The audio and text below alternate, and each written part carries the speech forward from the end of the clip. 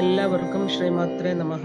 നമ്മൾ ഇന്നലെ പരശുരാമ കൽപ്പസൂത്രത്തെ ബേസ് ചെയ്തിട്ട് ശ്രീവിദ്യ ഉപാസനയുടെ പല പല എന്താ പറയാ തലങ്ങളിലൂടെയാണ് ഇപ്പൊ കടന്നു പോയിക്കൊണ്ടിരിക്കുന്നത്. ഏകദേശം അതിന്റെ അവസാന ഘട്ടത്തിൽ എത്തിയിരിക്കുകയാണ്. അപ്പൊ നമ്മൾ എന്താണ് ദീക്ഷാ സ്വരൂപം, നമ്മളതെല്ലാം കണ്ടു ഇന്നലെ അല്ല, കുറച്ച് ദിവസമായിട്ട് നമ്മൾ കണ്ടുകൊണ്ടിരിക്കുകയാണ്. അപ്പോ മുക്തി എന്താണ് ദീക്ഷ? മുക്തി സാധനയ്ക്കായിട്ട് വൈദിക വിധി പ്രകാരം ഷോഡശ കർമ്മങ്ങള്, താന്ത്രിക വിധിക്കനുസരിച്ച് ദീക്ഷ. അപ്പൊ നമ്മള് വൈദിക കർമ്മമാണ് പിന്തുടരുന്നെങ്കിൽ അതിന് നമ്മൾ ഷോഡശ സംസ്കാരങ്ങൾ ചെയ്യണം, ജനനം മുതല് അന്ത്യേഷ്ടി കർമ്മം വരെ ഉള്ളത്. പക്ഷെ തന്ത്രശാസ്ത്രത്തില് മോക്ഷമാർഗത്തിന് ഏറ്റവും പ്രധാനപ്പെട്ടതാണ് ദീക്ഷ. അപ്പൊ ദീക്ഷയുടെ വിധി എന്താണ്? നമ്മൾ തന്ത്രം പറയുന്നു, ദീക്ഷ കിട്ടിക്കഴിഞ്ഞ ഒരാൾക്ക് തീർച്ചയായിട്ടും യോഗ്യനായിരിക്കുന്ന ഒരു ഗുരുവിനെ വരിച്ച് അദ്ദേഹത്തിൽ നിന്ന് ദീക്ഷ സ്വീകരിച്ചാൽ മാത്രമേ കർമാനുഷ്ഠാനങ്ങൾക്ക് അധികാരിയാകുകയുള്ളൂ. ദീക്ഷ സ്വീകരിക്കാതെയുള്ള ഒരു കർമ്മവും സിദ്ധമാവുകയില്ല. അനന്ത കോടി ജന്മാർജിതമായിട്ടുള്ള സർവ പാപങ്ങളെ നശിപ്പിക്കുന്നതാണ് ദീക്ഷ. തന്ത്രാലോകത്തില് അത് വളരെ വ്യക്തമായിട്ട് പറയുന്നുണ്ട്. എപ്പോഴാണോ ഒരാള് ദീക്ഷിതനാകുന്നത്, ഇല്ലെങ്കിൽ നമ്മള് വേദങ്ങൾ പിന്തുടരണം. വൈദികമായിട്ടുള്ള സമ്പ്രദായമാണെങ്കിൽ ആ രീതി പോണം. ഗായത്രി മന്ത്ര ഉപാസന, ത്രികാലങ്ങളിലുള്ള ആ ഒരു എന്താ പറയാ അർഘ്യം അർപ്പിക്കൽ, അങ്ങനെയുള്ള വൈദിക സംസ്കാരങ്ങൾ വേറെ, താന്ത്രിക സംസ്കാരങ്ങൾ വേറെ. അപ്പൊ താന്ത്രികമായിട്ട് ഒരാൾ ദീക്ഷ സ്വീകരിക്കുക എന്ന് പറഞ്ഞാല് അവന്റെ അനന്തകോടി ജന്മാർജിതമായിട്ടുള്ള പാപങ്ങളെ നശിപ്പിക്കാനുള്ള മാർഗമാണ്. അപ്പോൾ ദീക്ഷ എന്ന് പറഞ്ഞാല് എന്താണോ നമ്മൾ ദഹിപ്പിച്ച് കളയുന്നത്, നമ്മുടെ പാപങ്ങളാണ്, നമ്മുടെ സംസ്കാരങ്ങൾ, നമ്മൾ കൊണ്ടുവന്നിരിക്കുന്ന വാസനകള്. അപ്പൊ അങ്ങനെ ദീക്ഷാ പ്രാപ്തിയില് സകല അജ്ഞാനങ്ങളും നശിക്കും, ഭേദബുദ്ധി ഇല്ലാതാകും, പ്രപഞ്ചത്തിലുള്ള സകലതിനും ഈശ്വര ചൈതന്യം ദർശിക്കും, സകല വികല്പങ്ങൾ ഉന്മൂലനം ചെയ്യപ്പെടും, താൻ തന്നെയാണ് ഈശ്വരൻ എന്ന ജ്ഞാനം ഉദയം ചെയ്യും, ഈശ്വരനെ തന്നിൽ നിന്ന് അഭിന്നമായി കാണില്ല, ഗുരു ശ്രീ പരമേശ്വരൻ തന്നെയാണ് എന്നുള്ള ഒരു ബോധം തെളിയും. യാതൊന്നും കാണാതെ, കേൾക്കാതെ, അറിയാതെ, മോഹിക്കാതെ, എന്നാൽ അറിയേണ്ടത് അറിഞ്ഞുകൊണ്ട് ലോക നന്മയ്ക്കായി യഥേഷ്ടം സഞ്ചരിക്കും. ദേഹനാശം സംഭവിക്കുമ്പോൾ മുക്തനായി തീരും. ദേവതയുടെ ഉപാസനാമൂർത്തിയുടെ പാതാരബിന്ദങ്ങളിൽ വിലയം പ്രാപിക്കും, ശിവ സായുജ്യമടയും. ഇതാണ് നമ്മളെ ഈ പറഞ്ഞ പരശുരാമ കൽപ്പസൂത്രം, തന്ത്രാലോകം എന്ന് പറയുന്ന പ്രധാനപ്പെട്ട എല്ലാ തന്ത്രശാസ്ത്ര ഗ്രന്ഥങ്ങളും ഒരു ദീക്ഷ ലഭിച്ച വ്യക്തിക്ക് കിട്ടുന്ന പറയും. ഇതിൽ കൂടുതൽ നമുക്ക് എന്താ വേണ്ടത്? ജീവിതത്തില് പരമോന്നത ലക്ഷ്യമായിരിക്കണം മുമുക്ഷുത്വം. ആ നാലാമത്തെ പുരുഷാർത്ഥങ്ങളില് നാലാമത്തെ മോക്ഷം തീർച്ചയായിട്ടും കിട്ടും. എങ്ങനെയാണ്? ആ ഒരു പരമ്പര പറഞ്ഞതനുസരിച്ച് ജീവിക്കണം, ആ കർമ്മങ്ങളെല്ലാം തന്നെ നമ്മുടെ ജീവിതത്തിൽ പ്രാവർത്തികമാക്കണം, അങ്ങനെ ജീവിച്ചു പോണം. അപ്പൊ തൻ്റെ ശിഷ്യന്റെ എന്താ പറയാ ധനസ്ഥിതിയില് ആകൃഷ്ടനായിട്ട് യോഗ്യനല്ലാത്ത ശിഷ്യനെ ചിലപ്പോ ധനമോഹികളായിട്ടുള്ള ഗുരുക്കന്മാര് ശിഷ്യരാക്കും. എന്നാൽ ശിഷ്യന്റെ പ്രഭാവം കണ്ടറിഞ്ഞ് അയാളുടെ സകല പാപങ്ങളെ നശിപ്പിച്ച് മുക്തിമാർഗത്തിലേക്ക് നയിക്കുന്ന ഗുരുക്കന്മാർ ഇന്ന് വളരെ ദുർലഭമാണ്. കാരണം എല്ലാവരും എന്താ ആ ഒരു സമ്പദ് പ്രാപ്തിക്ക് വേണ്ടിയിട്ടാണ് ഇന്ന് ശിഷ്യന്മാരെ വെച്ചിരിക്കുന്നത്. അവരിൽ നിന്ന് എന്തൊക്കെ കിട്ടും, അവരിൽ നിന്ന് എന്തൊക്കെ നേടാം. അങ്ങനെയുള്ള ഗുരു എത്ര ഉയർന്ന തലത്തിലുള്ളതാണെങ്കിലും നമ്മൾ ഉപേക്ഷിക്കണം. അങ്ങനെ വ്യക്തിഗതമായിട്ടുള്ള കാര്യത്തിന് വേണ്ടി ഗുരുവിനെ സമീപിക്കുന്ന ശിഷ്യനെയും നമ്മൾ ഉപേക്ഷിക്കണം. ഇത് രണ്ടും ഇമ്പോർട്ടന്റ് ആണ്. ബുദ്ധിമാനായിരിക്കുന്ന ശിഷ്യൻ ഉത്തമനായ ഗുരുവിനെ തേടണം. അതുപോലെ തന്നെ ഉത്തമരായിട്ടുള്ള ശിഷ്യർക്ക് ഗുരു ദീക്ഷ കൊടുക്കാനും പാടുള്ളൂ. ഇത് തൻ്റെ ആത്മസംഭവനാണ് ശിഷ്യൻ. അതുപോലെ ആ ശിഷ്യനിൽ വരുന്ന പുണ്യപാപങ്ങളെല്ലാം തന്നെ ഗുരുവിന്റെ ആത്മാവിനെയാണ് ബാധിക്കുന്നത്. അതുപോലെ ശിഷ്യന് ശ്രീ പരമേശ്വരന് തുല്യനായിരിക്കണം ഗുരു. ഗുരുശിഷ്യ ബന്ധം വളരെ പവിത്രമായിട്ടുള്ള ഒരു മാതൃപുത്ര ബന്ധം പോലെ തന്നെ വളരെ പവിത്രമാണ് ഗുരുശിഷ്യ ബന്ധം. ഗുരുശിഷ്യ ബന്ധം ഈശ്വര കൃപയാൽ മാത്രം സംഭവിക്കുന്നതാണ്. അപ്പോ എന്തിനാണ് ദീക്ഷ എന്നതാണെങ്കിൽ അതിന്റെ ഫലം എന്താണ്? ഉത്തരം ഒന്നേ ഉള്ളൂ. അനന്തകോടി ജന്മാർജിതമായിട്ട് സഞ്ചിതമായി തുടർന്നുകൊണ്ടിരിക്കുന്ന ജനന മരണ ദുഃഖങ്ങളിൽ നിന്ന്, പാപങ്ങളിൽ നിന്നുള്ള മോചനം, പൂർണ്ണമായിരിക്കുന്ന മുക്തി. അപ്പൊ അത് പ്രദാനം ചെയ്യുവാൻ ദീക്ഷാരൂപേണ ഉത്തമനായ ഗുരുവിൽ നിന്ന് മാത്രമേ സാധ്യമാവുകയുള്ളൂ. പരമപുരുഷാർത്ഥ സാധകമായിരിക്കുന്ന ബ്രഹ്മവിദ്യ അതിരഹസ്യമാണ്. ഗുരുകൃപ ഒന്നുകൊണ്ട് മാത്രമേ വിദ്യ പ്രാപ്തമാവുകയുള്ളൂ. ധർമാർത്ഥ കാമ മോക്ഷപ്രദവുമാണത്. ഉപാസനയ്ക്ക് ബുദ്ധി ഉപാസനയ്ക്ക് ബുദ്ധി, മാനസിക ദൃഢത, ഭക്തി ഇവ ആവശ്യമാണ്. ഒരു ഉപാസകന് വേണ്ട ക്വാളിറ്റീസ് എന്തൊക്കെയാണ്? ബുദ്ധി വേണം, ചിന്തിക്കാനുള്ള കഴിവ് വേണം, മാനസിക ദൃഢത വേണം, ഭക്തി വേണം. ഇതെല്ലാം വേണം ഒരു ശിഷ്യന്. അപ്പൊ ഇതെല്ലാം ഒത്തിണങ്ങിയ ഒരാൾക്ക് ഉത്തമനായിരിക്കുന്ന ഒരു സാധകനാകാൻ കഴിയുകയുള്ളൂ. അതാണ് മതിമാൻ എന്ന് വിശേഷിപ്പിച്ചിരിക്കുന്നത്. അപ്പോ സപ്തമി വിഭക്തി പ്രയോഗം കൊണ്ട് പ്രകൃത്യാത്മകമായിട്ടിരിക്കുന്ന ആ ഒരു തത്വദേവതാത്മാവായിരിക്കുന്ന ശ്രീവിദ്യ, ഈ മന്ത്രദീക്ഷയാണ് സൂചിപ്പിക്കുന്നത്. അതായത് ആത്മവിദ്യ എന്ന് പറയുന്നത് ഒരു വിദ്യയേ ഉള്ളൂ, അതാണ് ശ്രീവിദ്യ. അപ്പൊ അതിനാൽ ഈ ഒരു പറയുന്ന പരശുരാമ കൽപ്പസൂത്രത്തിൽ ഒരു പ്രത്യേക സൂത്രം പറയുന്നുണ്ട്. അതിനനുസരിച്ച് അതിനെയാണ് അധികാരി വിധി സൂത്രം എന്ന് പറയുന്നത്. കൊടുക്കാൻ അധികാരം വേണം, വാങ്ങിക്കുന്ന ആൾക്കും അതിൻ്റെതായിട്ടുള്ള ക്വാളിറ്റീസ് ഉണ്ടായിരിക്കണം. എന്നാലേ ഈ ഒരു ശ്രീവിദ്യ ദീക്ഷ നല്ലവണ്ണം നമുക്ക് കൊണ്ടുപോകാൻ പറ്റുള്ളൂ. അപ്പൊ വേദാദി ശാസ്ത്രങ്ങള് പ്രകടമായിട്ട് അത് ആർക്കും പ്രാപിക്കാൻ സാധ്യമായതുകൊണ്ട് ദ്രവ്യം കൊണ്ട് ലഭിക്കുന്നതാണ് വേദങ്ങള്. പക്ഷെ ശ്രീവിദ്യ വളരെ ഗുപ്തമാണ്, അതിന് അധികാരികൾക്ക് മാത്രമേ അത് ഗ്രഹിക്കാൻ സാധ്യമാവുകയുള്ളൂ എന്ന് മാത്രമല്ല, ഗുരുമുഖത്തിൽ നിന്ന് മാത്രമേ സിദ്ധിക്കുന്ന രഹസ്യ ശാസ്ത്രമാണിത്. അപ്പോൾ ചതുർവിധ പുരുഷാർത്ഥപ്രദമായ ശ്രീവിദ്യ സരണി അധികാരികൾക്ക് മാത്രം വിധിച്ചിട്ടുള്ളതാണ്. അതായത് അധികാരികൾ എന്ന് പറയുന്നത് പ്രത്യേകിച്ച് ഉള്ള ഗുണത്രയങ്ങൾ ഉള്ളവർക്ക് മാത്രമേ അതിനകത്ത് പ്രവേശിക്കാൻ പറ്റുള്ളൂ എന്നർത്ഥം. അപ്പോ വേറെ ആർക്കും ഇതിനകത്ത് കയറി അഥവാ ദീക്ഷ കിട്ടിയാൽ തന്നെയും ആ ദീക്ഷ കൊടുക്കുന്ന മന്ത്രം, ആ മന്ത്രദേവത ആ അധികം കാലം ആ കൊടുക്കുന്ന ആളിൽ നിൽക്കില്ല. അത് വളരെ പ്രകടമായിട്ട് നമുക്കിന്ന് ഈ കലിയുഗത്തിൽ കാണാൻ പറ്റും. അപ്പൊ ഈ ദീക്ഷ എന്ന് പറയുന്നത് ഒരു മനുഷ്യന്റെ ജീവിതത്തിലെ ഏറ്റവും നിർണായകമായിട്ട്, എങ്ങനെയാണോ ഭൂമിയിലേക്ക് വന്നത് അതുപോലെ രണ്ടാമത്തെ ജന്മമാണ് ദീക്ഷ.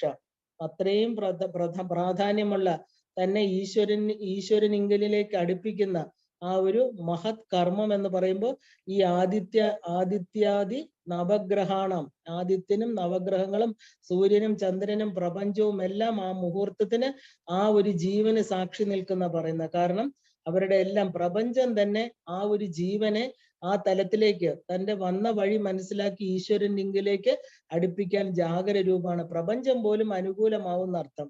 കാരണം ഈ അമ്മ പ്രപഞ്ച സ്വരൂപിണിയാണ്.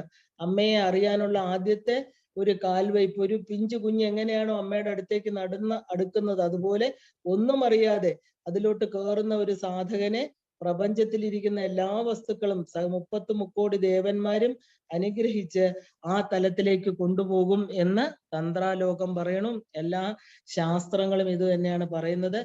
ഇവിടെ നമുക്ക് പരശുരാമ കൽപ്പ സൂത്രത്തെ ബേസ് ചെയ്തിരിക്കുന്ന ശ്രീവിദ്യ ഉപാസനയെ കുറിച്ചുള്ള പ്രധാന കാര്യങ്ങളാണ് ഞാൻ ഇപ്പൊ പറഞ്ഞു കഴിഞ്ഞത്.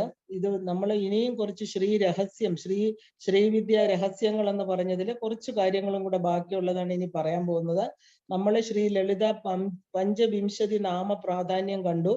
സിംഹാസനേശ്വരി ലളിത എന്ന് തുടങ്ങുന്ന 25 നാമങ്ങൾ. അത് ലളിതാ സഹസ്രനാമം ജപിക്കാൻ പറ്റിയില്ലെങ്കിൽ പോലും ഇത് ജപിച്ചാൽ വളരെ പ്രാധാന്യം ഉണ്ടെന്ന് കണ്ടു. അപ്പം ഇനി അടുത്തത് ഇനിയുള്ളതെല്ലാം ചെറിയ ചെറിയ ഹെഡിങ്ങിന്റെ താഴെ പറയുകയാണ്. നിങ്ങൾക്കത് മനനം ചെയ്യാനും അത് മനസ്സിലാക്കാനുള്ള സൗകര്യത്തിന് വേണ്ടി. അടുത്തത് ഗ്രഹണ സമയത്തില് മന്ത്രസാധന രഹസ്യം എന്താണ്? നമ്മളെ ഗ്രഹണം വരുമ്പോ സൂര്യഗ്രഹണം, ചന്ദ്രഗ്രഹണം, ഈ സമയത്തിലൊക്കെ നമ്മൾ എന്തുകൊണ്ടാണ് മന്ത്രം കൂടുതൽ ജപിക്കാൻ പറയുന്നത്? അപ്പൊ പുരസ്ചരണത്തിനും മന്ത്രസാധന ചെയ്യുന്നതിനും ഏറ്റവും ഉത്തമമായിരിക്കുന്ന ദിവസങ്ങള് പൗർണമി, ആമാവാസി, സൂര്യചന്ദ്രന്മാർ ഭൂമിയുമായിട്ട് ഏകദേശം ഒരേ നേർവരയില് വരുന്ന ദിവസങ്ങൾ. അപ്പൊ എന്തുകൊണ്ടാണ് അപ്പൊ നമുക്കിത് കൂടുതൽ മന്ത്രം പുരസ്ചരണമൊക്കെ ചെയ്യാൻ ഒരു മന്ത്രം ജപിച്ചാൽ 100 മന്ത്രം ജപിക്കുന്നതിന് തുല്യമാണെന്നൊക്കെ പറയാൻ കാരണം? അപ്പൊ ഈ ദിവസങ്ങളില് പിങ്കള നാഡികള് ഒന്നായിട്ട് സുഷുമ്നയിൽ ഒന്നിക്കുന്നതിന്റെ പ്രതീകാത്മകത്വമാണ് ഇവിടെ ഉള്ളത്. ഏതൊക്കെ ദിവസങ്ങളിലാണ്? പൗർണമി ദിവസം, ആമാവാസി ദിവസം, ഈ പറയുന്ന ഗ്രഹണ ദിവസം. ഈ ദിവസങ്ങളിലൊക്കെ സൂര്യചന്ദ്രന്മാര് ഭൂമിയുമായിട്ട് ഒരേ നേർവരയിൽ വരും. അപ്പൊ നമ്മുടെ പിങ്കള നാഡികള് അത് ഒന്നായിട്ട് ചേർന്ന് അതിലൂടെ ഒഴുകുന്ന ശ്വാസം ഒന്നിച്ചു ചേർന്ന് ഈ സുഷുമ്ന നാഡിയിൽ കൂടെ ഒഴുകും എന്നർത്ഥം. എന്നാൽ ഗ്രഹണം നടക്കുന്ന അവസരമാണെങ്കിൽ കൃത്യമായിട്ട് നേർരേഖയിൽ തന്നെ ഇവ മൂന്നും വരും. ഇപ്പൊ ഗ്രഹണകാലം മുഴുവൻ ജപിക്കുന്നത് ഒരു പുരസ്ചരണം ചെയ്യുന്നതിന് തുല്യമാണ്. കാരണം ഒരു ഗ്രഹണം 1.5 മണിക്കൂർ നിലനിൽക്കുമെങ്കിൽ ആ ഒരു മന്ത്രം എടുത്ത് ഇപ്പൊ 6 ലക്ഷം അല്ലെങ്കിൽ 3 ലക്ഷം ഒക്കെ ജപിക്കണമെങ്കിൽ ആ ഒരു മണിക്കൂറിന്റെ അതിന് പ്രത്യേക ഒരു കാൽക്കുലേഷൻ ഉണ്ട്. ആ ഗ്രഹണ സമയം മുഴുവനും ആ മന്ത്രം ജപിക്കുകയാണെങ്കിൽ പിന്നെ പുരസ്ചരണം ചെയ്യേണ്ട ആവശ്യമില്ല. അപ്പൊ അത്ര ഫലമാണത്. മന്ത്രസാധന ചെയ്യുവാന് ശാസ്ത്രവിധി പ്രകാരം ഏറ്റവും നല്ല സമയമാണ് ഗ്രഹണകാലം. അപ്പോൾ ഗ്രഹണ സമയത്ത് ശ്രീവിദ്യാപരമായിട്ടുള്ള മന്ത്രങ്ങൾ ജപിക്കുന്നത് ഒരു പ്രത്യേക ക്രമത്തിലായിരിക്കണം എന്ന് മാത്രമേ ഉള്ളൂ. കാരണം ഗ്രഹണ ആരംഭത്തില്, ഗ്രഹണത്തിന്റെ അന്ത്യത്തില് നമ്മൾ മഹാഗണപതി മന്ത്രം ജപിക്കണം. കാരണം നമ്മുടെ തടസ്സങ്ങളൊക്കെ മാറ്റാൻ ആദ്യവും അവസാനവും. പിന്നെ ബാലാമന്ത്രമോ പഞ്ചദശാക്ഷരി മന്ത്രമോ നിശ്ചിത സംഖ്യ അതിന്റെ നടുക്ക് ജപിക്കണം. അത് കുറച്ചൊരു 108 ജപിക്കുക. ബാക്കിയുള്ള സമയം അത്രയും പുരസ്ചരണത്തിനുള്ള മന്ത്രം ജപിക്കുകയാണെങ്കിൽ ഒരു ഗ്രഹണ സമയത്ത് ആ ഒരു മന്ത്രം ജപിച്ച് അതിന്റെ എണ്ണം ഒന്നും നോക്കേണ്ട ആവശ്യമില്ല. പക്ഷെ ആ പുരസ്ചരണം ചെയ്തു കഴിഞ്ഞാൽ പിന്നെ ആ മന്ത്ര പുരസ്ചരണം കഴിഞ്ഞു എന്നർത്ഥം. അതാണ് ഗ്രഹണ സമയത്തെ മന്ത്രസാധന രഹസ്യം. ഇനി അടുത്തത് എന്താണ് മഹാഗണപതി തർപ്പണ രഹസ്യം? ഇന്ന് നമുക്കറിയാം, ഇന്ന് ചതുർത്ഥിയാണ്, വിനായക ചതുർത്ഥി. വളരെ ഗണപതിക്ക് ഏറ്റവും വിശേഷപ്പെട്ട ദിവസമാണ്. ശ്രീവിദ്യാ മാർഗത്തിലെ തന്ത്രത്തിന്റെ ഏറ്റവും ഉയർന്ന രഹസ്യ സാധന തന്ത്ര സിദ്ധാന്തത്തെയും എല്ലാം പൂർണ്ണമായിട്ട് ഉൾക്കൊള്ളുന്നു. അപ്പൊ അതിൽ തന്നെ ഗണപതി വിധാനം, അതായത് ഗണപതി വിധാന സംബന്ധമായിരിക്കുന്ന വിഷയങ്ങൾ വളരെ പ്രധാനമാണ്. ഏറ്റവും പ്രധാനം ഗണപതി തർപ്പണമാണ്. ഏത് സാധകൻ ശ്രീവിദ്യ ഉപാസനയിലോട്ട് കയറുന്നു അദ്ദേഹം, ആ ഒരു വ്യക്തി നമ്മൾ ഈ തർപ്പണം ചെയ്യണം എന്നുള്ളത് വളരെ വളരെ ഇമ്പോർട്ടന്റ് ആണ്. പിന്നെ യന്ത്രപൂജകളും അതിന്റെ കൂടെ വരുന്നുണ്ട്. അപ്പോ ഈ മഹാഗണപതി വിശേഷ പൂജാ തർപ്പണത്തെ മഹാഗണപതി ചതുരാവർത്തി തർപ്പണം എന്നാണ് പറയുന്നത്. തർപ്പണം എന്നാല് തർപ്പണത്താൽ ദേവനെങ്കിൽ അതിയായിട്ടുള്ള ആനന്ദം ഉണ്ടാവണം. അപ്പൊ തർപ്പണത്തില് നമ്മൾ 2 കൈകളും ചേരുന്നത് കൊണ്ട് ഇടാ പിങ്കള സംയോജനം ഉണ്ടാകുന്നുവെന്നും അമൃതവർഷണത്തിന് കാരണമാകുന്നുവെന്നും പറയുന്നു. കാരണം ഈ 2 കൈകൾ എന്താ? ശിവനും ശക്തിയും. അല്ലാതെ ഏത് കാര്യം വേണമെങ്കിലും നമുക്ക് എടുക്കാം. ഇടാ പിങ്കള 2 സൈഡ് അർദ്ധനാരീശ്വരൻ പൂർണ്ണമായിരിക്കുന്ന സംയോഗം എങ്ങനെ വേണമെങ്കിലും എടുക്കാം. അപ്പോ ഈ തർപ്പണത്തില് ഏറ്റവും പ്രധാനം ജലം കൊണ്ട് തർപ്പണം ചെയ്യണു. ചതുരാവർത്തി തർപ്പണമാണ്. അതുകൊണ്ട് ആനയ്ക്ക് ഏറ്റവും വേണ്ടത് ജലമാണ്. ആനയ്ക്ക് ശരീരത്തിൽ രോമങ്ങളില്ല, ചൂടാണ്. അതുകൊണ്ട് എപ്പോഴും ജലത്തിൽ മുങ്ങി കിടക്കുകയാണ്. അതുപോലെ ജലം എന്ന് പറയുന്ന പിതൃക്കൾക്ക് വളരെ ഇമ്പോർട്ടന്റ് ആണ്. അപ്പോ ഈ സാധനയില് പുറമേ നിന്നും ഉള്ളിൽ നിന്നും ഉണ്ടാകുന്ന എല്ലാ വിഘ്നങ്ങളെയും ഇല്ലാതാക്കുന്നതാണ് ഗണപതി തർപ്പണം. അപ്പൊ തർപ്പണം എന്നാല് ദേവനിൽ നിന്ന് സാധകനിലേക്ക് എത്തുന്ന ഒരു അമൃത പ്രവാഹം എന്ന് പറയാം. കാരണം ആ ഒരു ഉപാസ്യ ദേവനും സാധകനും തമ്മിലുള്ള ബന്ധമാണ് അവിടെ കാണിക്കുന്നത്. അപ്പൊ അതുകൊണ്ട് നമുക്ക് കിട്ടുന്നത് ആയുസ്, ആരോഗ്യം, ഐശ്വര്യം, ബലം, മനഃശക്തി, പുഷ്ടി, ശ്രീത്വം, കവിത്വം, മുക്തി. ഈ ഗുണങ്ങളെല്ലാം മഹാഗണപതി തർപ്പണ കൊണ്ട് സാധകനിൽ ഉണ്ടാകും. അപ്പൊ ഓരോ തവണയും 3 ഘട്ടങ്ങളിലായിട്ട് ഈ തർപ്പണം ശ്രീവിദ്യ ഉപാസകര് സാധാരണ ചെയ്യാറുണ്ട്. അപ്പൊ ഓരോ ശ്രീവിദ്യ ഉപാസകനും യഥാവിധിക്കനുസരിച്ച് ചെയ്യേണ്ടതാണ്. മഹാഗണപതി തർപ്പണം 444 മന്ത്രങ്ങൾ കൊണ്ട് ചെയ്യുമ്പോൾ അതിനെ എന്താ പറയുക? മഹാതർപ്പണം. അത് വിധിപ്രകാരം ചെയ്താലുള്ള അനുഭവം അത് സ്വയം ചെയ്ത് നമ്മൾ ബോധ്യപ്പെടണം. കാരണം ഈ ഒരു ഏത് ഉപാസകനും സാധനയിലേക്ക് പ്രവേശിക്കുമ്പോൾ ഒരുപാട് കൺഫ്യൂഷൻ, കാരണം ഒരുപാട് ഡൂസ് ആൻഡ് ഡോൺസ് ഉണ്ട്. എങ്ങനെ പോണം, ഈ സാധന എനിക്ക് നല്ലതായിരിക്കും, മനസ്സിന്റെ ഒരു ആശങ്കകള്, ഇതെല്ലാം തന്നെ മന്ത്രദീക്ഷ കിട്ടിക്കഴിയുമ്പോൾ ഒരു ഉപാസകനിൽ ഉണ്ടാവും. ഈ ഗണപതി തർപ്പണം കൊണ്ട് സാധനയുടെ മുന്നോട്ടുള്ള ആ ഒരു പ്രയാണത്തെ വളരെ പോസിറ്റീവായിട്ട് നമുക്ക് സാധന കൊണ്ടുപോകാനും ആ ഒരു മനഃശക്തി, ബലം, ഐശ്വര്യം ഇതെല്ലാം തന്നെ നമുക്ക് ഉണ്ടാവാനും ഈ ഗണപതി തർപ്പണം വളരെയധികം സഹായിക്കും. അതുകൊണ്ട് ഏത് ഉപാസനയില് ഏത് എന്താ പറയാ, ഏത് പരമ്പരയിലുള്ള ശ്രീവിദ്യ ഉപാസനയാണെങ്കിലും എല്ലാത്തിലും ഗണപതി തർപ്പണം മസ്റ്റാണ്. പിന്നെ യന്ത്രപൂജകള് ഇങ്ങനെയുള്ള തുടങ്ങിയുള്ള കാര്യം ചിലയിടത്ത് എല്ലാം തർപ്പണം ചെയ്യാറുണ്ട്. ഗണപതി, ബാല, മാതങ്കി, വാരാഹി ഇതെല്ലാം തർപ്പണ രൂപത്തിൽ ചെയ്യാറുണ്ട്. പക്ഷെ നമ്മുടെ പരമ്പരയില് ഗണപതിക്ക് മാത്രമാണ് തർപ്പണം. ഇനി അടുത്തത് പൂജകളിൽ എന്തിനാണ് നമ്മൾ പുഷ്പങ്ങൾ കൂടുതൽ ഉപയോഗിക്കുന്നത്? എന്താണ് ശ്രീവിദ്യ ഉപാസനയിലെ പൂജകളിലെ പുഷ്പത്തിന്റെ പ്രാധാന്യം എന്താണ്? അപ്പൊ പുണ്യത്തെ വർദ്ധിപ്പിക്കുക, പാപങ്ങളെ ക്ഷയിപ്പിക്കുക, അധികമായ സമ്പത്തിനെ നൽകുക, ഇതാണ് പുഷ്പം. കാരണം പുഷ്പം എന്തിനെ കാണിക്കുന്നു? ആകാശ തത്വത്തെയാണ് കാണിക്കുന്നത്. അപ്പൊ പൂജകളിൽ ഏറ്റവും കൂടുതൽ പ്രാവശ്യം അർപ്പിക്കപ്പെടുന്ന പൂജാദ്രവ്യം പുഷ്പമാണ്. കാരണം നമ്മൾ ലളിതാ സഹസ്രനാമം ഒക്കെ ജപിക്കുമ്പോൾ ഓരോ നാമത്തിനും നമ്മൾ ഓരോ പുഷ്പങ്ങൾ അർപ്പിക്കാറുണ്ട്. അപ്പൊ പുഷ്പാഞ്ജലി എന്ന് പറയാറുണ്ട് എന്താണ്? ഈ ഒരു നമ്മളൊരു ക്ഷേത്രത്തിൽ ചെന്നാലും പുഷ്പാഞ്ജലി ചെയ്യാറുണ്ട്. കാരണം ഏറ്റവും ഉയർന്ന വസ്തു പ്രപഞ്ചത്തിലെ ഭഗവാന് അർപ്പിക്കാൻ പറ്റുന്ന ഏറ്റവും ഉയർന്ന ശുദ്ധമായിരിക്കുന്ന വസ്തുവാണ് പുഷ്പം. ആ പുഷ്പത്തെ, ആ ഉയർന്ന ആകാശ തത്വത്തിലിരിക്കുന്ന ഭഗവാന് നമ്മൾ നേദിക്കുമ്പോഴത്തേക്ക് എന്തായിട്ട് വരണോ? അത് ഒരു പുണ്യത്തെ കാണിക്കുകയാണത്. പാപങ്ങളെ ക്ഷയിപ്പിക്കുക. ഇപ്പൊ ശ്രീചക്ര പൂജയിൽ ഓരോ ആവരണത്തെയും നമ്മൾ സമഷ്ടിയായിട്ട് പുഷ്പാഞ്ജലിയിലാണ് പൂജിക്കുന്നത്. ഓരോ പ്രാവശ്യവും സമന്ത്രമായിട്ട് ദേവനെങ്കിൽ അർച്ചന നടത്തുമ്പോൾ പൂജകൻ ഉച്ചരിക്കുന്ന സ്പന്ദനങ്ങൾ താൻ ദേവനിൽ അർപ്പിക്കുന്നു. ഉപചാര വൃത്തിയിലൂടെ ദേവചൈതന്യത്തിലേക്ക് ചേരുന്നു. ഒരു പൂവെടുത്ത് നമ്മുടെ വലത് കൈ കൊണ്ട് മോതിരവിരലും തള്ളവിരലും കൂടെ ചേർത്ത് പുഷ്പമെടുത്ത് ഹൃത്പത്മത്തിലിരിക്കുന്ന ദേവനുമായിട്ട് ചേർത്ത് വെച്ച് മന്ത്രസ്പന്ദനത്തിലൂടെ നമ്മൾ ശ്രീചക്രത്തിൽ അർപ്പിക്കുമ്പോൾ എന്താണ്? ശരിക്കും അത് ഏറ്റവും പ്രധാനപ്പെട്ട ഒരു ഉപചാരമായിട്ട് മാറുകയാണ്. അപ്പൊ മന്ത്ര ചൈതന്യത്തിന് ഏറ്റവും അനുയോജ്യമായിട്ട് എന്താ പറയാ, ആ മന്ത്ര ചൈതന്യം വഹിക്കാൻ പറ്റുന്ന രണ്ട് കാര്യങ്ങളാണ്. ഒന്ന് ജലമാണ്, ഒന്ന് പുഷ്പമാണ്. അപ്പൊ ഈ മന്ത്ര ചൈതന്യത്തെ അനുയോജ്യമായിട്ട് ആ ഒരു സംവഹിക്കുന്ന മാധ്യമം എന്ന് പറയുന്ന പുഷ്പമാണ്. എന്തെന്നാൽ ആകാശത്തിന്റെ പ്രതീകമായതുകൊണ്ട് ആകാശഭൂതത്തിന്റെ തന്മാത്രയാകട്ടെ ശബ്ദമാണ്. അപ്പൊ മന്ത്രം എന്ന് പറയുന്നത് ശബ്ദസ്പന്ദനമാണ്, പുഷ്പം ആകാശത്തിന്റെ പ്രതീകവും. അപ്പൊ ഈ ആകാശഭൂതത്തിന്റെ തന്മാത്രയാകട്ടെ ശബ്ദം. ഇതുകൊണ്ട് ശബ്ദ തന്മാത്രയുടെ പ്രതീകമായിരിക്കുന്ന പുഷ്പം, ആ പുഷ്പത്തിൽ കൂടിയാണ് അർച്ചകൻ ഉച്ചരിക്കുന്ന മന്ത്രസ്പന്ദനങ്ങള് ദേവനിൽ എത്തുവാൻ എളുപ്പം സഹായിക്കുന്നത്. അപ്പൊ വിരിഞ്ഞു നിൽക്കുന്ന ഒരു പുഷ്പം എന്ന് പറയുമ്പോൾ അത് ഊർജ തരംഗത്തിന്റെ പ്രകടീഭാവമാണ്. നമ്മൾ പൂവിനെ വിരിയിക്കുകയല്ല, പൂവ് പ്രപഞ്ചത്തിൽ തനിയെ വിരിയുകയാണ് ചെയ്യുന്നത്. അപ്പൊ അവിടെ എന്താ? ഒരു ശക്തിയുടെ പ്രഭാവം നമ്മൾ കാണുന്നുണ്ട്. അപ്പൊ ആ പൂവിലൂടെ, നമ്മുടെ മന്ത്രത്തിലൂടെ ആ പൂവിനെ മനസ്സുകൊണ്ട് ദേവൻ അർച്ചിക്കുമ്പോൾ അത് ഉയർന്ന തരത്തിലുള്ള അർച്ചനയായിട്ട് തീരണം. എന്ന് പറഞ്ഞ് വീട്ടിലിരിക്കുന്ന പൂ മുഴുവനും നമ്മൾ മൂടുക എന്നല്ല അർത്ഥം. ഒരു 5 or 6 പൂക്കൾ അർച്ചിക്കുമ്പോൾ ഇതേ ഒരു മനോഭാവത്തോടു കൂടി ചെയ്യുക. പൂജാതി ക്രിയകളില് നമ്മൾ പൃഥ്വി അംശത്തെ നമ്മൾ എങ്ങനെയാണ്? ചന്ദനം കൊണ്ട്, ജലാംശത്തെ തീർത്ഥം കൊണ്ട്, അഗ്നി അംശത്തെ ദീപം കൊണ്ട്, വായുവിനെ ധൂപം കൊണ്ട്. അങ്ങനെ ആകാശ തത്വത്തെ, ഏറ്റവും ഉയർന്നതാണ് ആകാശം.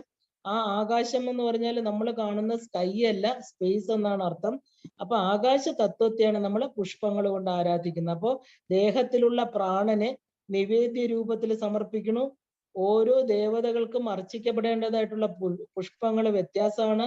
ഊർധ്വമുഖമായി സമന്ത്രമായിട്ട് അർച്ചിക്കപ്പെടുന്ന പുഷ്പങ്ങള് ദേവചൈതന്യം വർദ്ധിക്കും. അപ്പൊ ദേവിയുടെ ശ്രീചക്രത്തിൽ അശോകം, ചമ്പകം, സൗഗന്ധികം, ബന്ധൂക പുഷ്പം, നമ്മൾ ചെമ്പരത്തിപ്പൂ, ബന്ധൂക പുഷ്പം, ജപാകുസുമം, കുമുദം, മന്ദാരം, കദംബം, തുളസി, അരളി, കൽഹാരം, മുല്ല, കരവീയം, കൂവളം, കേതകി, പുന്നാകം, ചാമ്പേയം തുടങ്ങിയ പുഷ്പങ്ങള് ശ്രീചക്ര പൂജയിൽ വളരെ വിശേഷമാണ്. അപ്പൊ ഇനി അടുത്തത് നമ്മള് ശ്രീവിദ്യ ഉപാസന.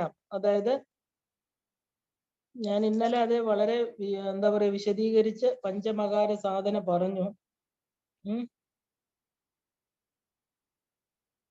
എന്തായാലും ഇന്ന് ഒന്നും കൂടെ പറഞ്ഞേക്കാം, കാരണം ഇതിനകത്തും അത് പ്രത്യേകം എഴുതിയിട്ടുണ്ട്. അപ്പൊ യാതൊരു തത്വവും അവശേഷിപ്പിക്കാത്തത് എന്താണോ അതാണ് പഞ്ചമകാരങ്ങള്. മദ്യം, മത്സ്യം, മാംസം, മുദ്ര, മൈഥുനം, ഇവയാണ് പഞ്ചമകാരങ്ങൾ എന്നറിയപ്പെടുന്നത്. അപ്പൊ നമ്മൾ പ്രഥമ, ദ്വിതീയ, തൃതീയ, ചതുർത്ഥ, പഞ്ചമ, ഇങ്ങനെയും നമ്മൾ ഇതിനെക്കുറിച്ച് പരാമർശമുണ്ട്. പഞ്ചമകാരങ്ങൾ എന്ന് പറഞ്ഞാല് പഞ്ചഭൂതങ്ങളുടെ പ്രതീകമായിട്ട് വേണമെങ്കിൽ നമുക്ക് എടുക്കാം. കുണ്ടലിനി യോഗത്തിലെ ചില ഘടകങ്ങളുടെ പ്രതീകമായിട്ട് വ്യാഖ്യാനിക്കാം. പഞ്ചമകാരത്തിലെ പ്രത്യക്ഷ ദ്രവ്യങ്ങൾക്ക് പകരം പ്രതിനിധി എന്ന രീതിയിൽ ആ ഒരു ദ്രവ്യങ്ങളെ സൂചിപ്പിക്കുന്നത്, അത് പ്രത്യക്ഷ ദ്രവ്യങ്ങൾ ഒരിക്കലും എടുക്കാൻ പാടില്ല. കാരണം സാത്വിക പൂജയാണ് നമ്മൾ ചെയ്യുന്നത്. അതുകൊണ്ട് എടുത്തു കഴിഞ്ഞാൽ ക്രിയാഭംഗം നേരിടും. അതുകൊണ്ട് അതിന്റെ ആന്തരിക അർത്ഥത്തിൽ തന്നെ നമ്മൾ പഞ്ചമകാരങ്ങൾ എടുക്കണം. ഗുരുപാരമ്പര്യങ്ങളിൽ ഈ ദ്രവ്യങ്ങൾ എന്താണ് ചെയ്യേണ്ടതെന്ന് ശരിക്കും ശ്രീചക്ര പൂജയില് ഗുരുവിന്റെ നിർദ്ദേശം ഉണ്ടാവും. അതനുസരിച്ച് മാത്രമേ എടുക്കാൻ പാടുള്ളൂ. അപ്പൊ ശ്രീവിദ്യ ഉപാസനയിലെ പഞ്ചമകാര സാധന അനുഷ്ഠിക്കാൻ പറ്റിയ മാനസിക ശേഷിയുള്ളവർ മാത്രമേ ഇത്തരം ആ ഒരു സാധനാ മാർഗം അനുഷ്ഠിക്കാവൂ. അവർക്ക് ശാരീരിക ഒരു ധൈഷ്ണിക മാനസിക ശേഷി, അതിന് ഈ പറഞ്ഞ പോലെ കുണ്ടലിനിയെ ഉയർത്താനും ആ തരത്തിൽ നമുക്ക് ആ ഒരു മദ്യം അത്രയൊക്കെ ആ ഒരു സാധനാ തലത്തിൽ ഉയർന്ന ഒരു സാധകന് മാത്രമേ പഞ്ചമകാര പൂജകൾ ചെയ്യാൻ പറ്റുള്ളൂ. ഒരുപാട് സാധനയെ നമ്മൾ ഒരിക്കലും ദുരുപയോഗപ്പെടുത്താൻ പാടില്ല. അപ്പൊ കുലത്തിന്റെ സർവനാശത്തിന് അത് കാരണമാവും. ഓരോ വ്യക്തിയുടെയും ജ്ഞാനം ആർജിക്കുന്നത് പഞ്ചേന്ദ്രിയങ്ങളിൽ കൂടെയാണ്. ഈ പഞ്ചേന്ദ്രിയങ്ങളെ കാര്യക്ഷമമാക്കുവാൻ വേണ്ടിയിട്ടാണ് യഥാർത്ഥത്തിൽ പഞ്ചമകാരങ്ങൾ ഉപയോഗിക്കുന്നത്. പഞ്ചമകാര സാധനകള്, പഞ്ചമകാര രഹസ്യങ്ങള്, അവയെല്ലാം പൂജയിൽ ഉപയോഗിക്കുന്ന രീതികളെല്ലാം നമുക്ക് സ്വഗുരുക്കന്മാര്, ഞാൻ ഇന്നലെ അത് വളരെ വിശദീകരിച്ച് പറഞ്ഞു, ആ രീതിയിൽ മാത്രമേ നമ്മൾ പഞ്ചമകാരത്തെ കാണാൻ പാടുള്ളൂ. അപ്പൊ നമ്മൾ ഇനി അടുത്തത് ശ്രീചക്ര പൂജയും പഞ്ചദേവതാ സമഷ്ടി രൂപവും. ശ്രീചക്രത്തില് പ്രധാനമായിട്ട് മൂന്ന് വിധത്തിലുള്ള പൂജാക്രമമാണുള്ളത്. ഒന്ന് സൃഷ്ടിക്രമം, ഒന്ന് സ്ഥിതിക്രമം, ഒന്ന് സംഹാരക്രമം. അപ്പൊ സൃഷ്ടിക്രമം എന്ന് പറയുന്നത് നിങ്ങൾക്കറിയാം, ബിന്ദുവിൽ നിന്ന് ഭൂപുരത്തിലേക്കുള്ള പൂജ. സ്ഥിതിക്രമം എന്ന് പറയുന്നത് ഭൂപുരത്തിൽ നിന്ന് ബിന്ദുവിലേക്കും ബിന്ദുവിൽ നിന്ന് 6ാമത്തെ ആവരണത്തിലേക്കുള്ള പൂജ. ഇതിനാണ് നമ്മൾ സ്ഥിതിക്രമം. സംഹാരക്രമം അതായത് ലയക്രമം എന്ന് പറയുന്നത് ഭൂപുരത്തിൽ നിന്ന് ബിന്ദുവിലേക്കുള്ള പൂജ. നമ്മളെല്ലാം, അതായത് നമ്മുടെ ഈ സമ്പ്രദായത്തിൽ നമ്മൾ 3ാമത്തെ ക്രമമാണ് ചെയ്യുന്നത്. അതിന്റെ പേര് സംഹാരക്രമം, ലയക്രമം. കാരണം ഒരു ജീവന് അവന്റെ എന്താ പറയാ പുരുഷാർത്ഥ സിദ്ധിക്ക് വേണ്ടി ആ ഒരു എന്താ പറയാ ഏറ്റവും പ്രധാനപ്പെട്ട ഒരു മനുഷ്യന്റെ ലക്ഷ്യം അവന്റെ പുരുഷാർത്ഥത്തിലെ മോക്ഷമാണ്. അപ്പൊ ആ ഒരു മോക്ഷത്തെ ലക്ഷ്യമായിട്ട് നമ്മൾ ലയിക്കുക എന്ന് പറഞ്ഞാല് എവിടെ നിന്നാണ് ഉത്ഭവിച്ചു വന്നത് അവിടത്തേക്ക് തിരിച്ചു പോക്ക്, യാത്ര. അപ്പോ ഈ പുരുഷാർത്ഥങ്ങളില് നമ്മൾ ഏറ്റവും ഉയർന്നതായിട്ട് കാണപ്പെടുന്നത് മോക്ഷമാണ്. അപ്പൊ അതുകൊണ്ട് ശ്രീചക്ര പൂജ കൊണ്ട് സാധാരണ ഒരു മനുഷ്യന്റെ ജീവിതത്തിന്റെ ലക്ഷ്യം എന്താണ്?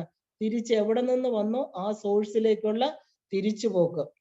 ആ തിരിച്ചുപോക്ക് എന്ന് പറയുന്നതിനാണ് നമ്മൾ ലയക്രമം. സൃഷ്ടിക്രമം എന്ന് പറഞ്ഞാൽ ബിന്ദു മുതൽ ഭൂപുരം വരെയും, തിരിച്ച് ലയക്രമം എന്ന് പറഞ്ഞാൽ ഭൂപുരം മുതൽ ബിന്ദുവിലോട്ടുള്ള പതുക്കെ പതുക്കെ ഓരോ ആവരണങ്ങളെ, നവാവരണങ്ങളെ പൂജിച്ച് നമ്മൾ അവസാനം ബിന്ദുവിൽ എത്തിച്ചേരും. കാമേശ്വര കാമേശ്വരി, അതാണ് ബിന്ദു, അവിടെ എത്തിച്ചേരുന്നു. ഈ നമ്മൾ ചെയ്യുന്ന പൂജകളെല്ലാം തന്നെ ഏതാണ്? ലയക്രമമാണ്, സംഹാരക്രമമാണ്. അപ്പോ ഈ ബിന്ദു, ത്രികോണം, അഷ്ടകോണം, 2 ദശകോണുകള്, ചതുർദശ കോണം, അഷ്ടദള പത്മം, ഷോഡശദള പത്മം, വൃത്തത്രയം, ഭൂപുരം. ഇതാണ് ശ്രീചക്ര പൂജയില് നവാവരണമായിട്ട് എടുത്ത് പൂജിക്കുന്നത്. ശ്രീചക്രത്തിന്റെ ആവരണങ്ങളെ നമ്മൾ എന്താണ്, ആ ആവരണങ്ങളെ ശക്തിയാംശ ആവരണമായിട്ടും ശിവാംശ ആവരണമായിട്ടും വേർതിരിച്ചിട്ടുണ്ട്.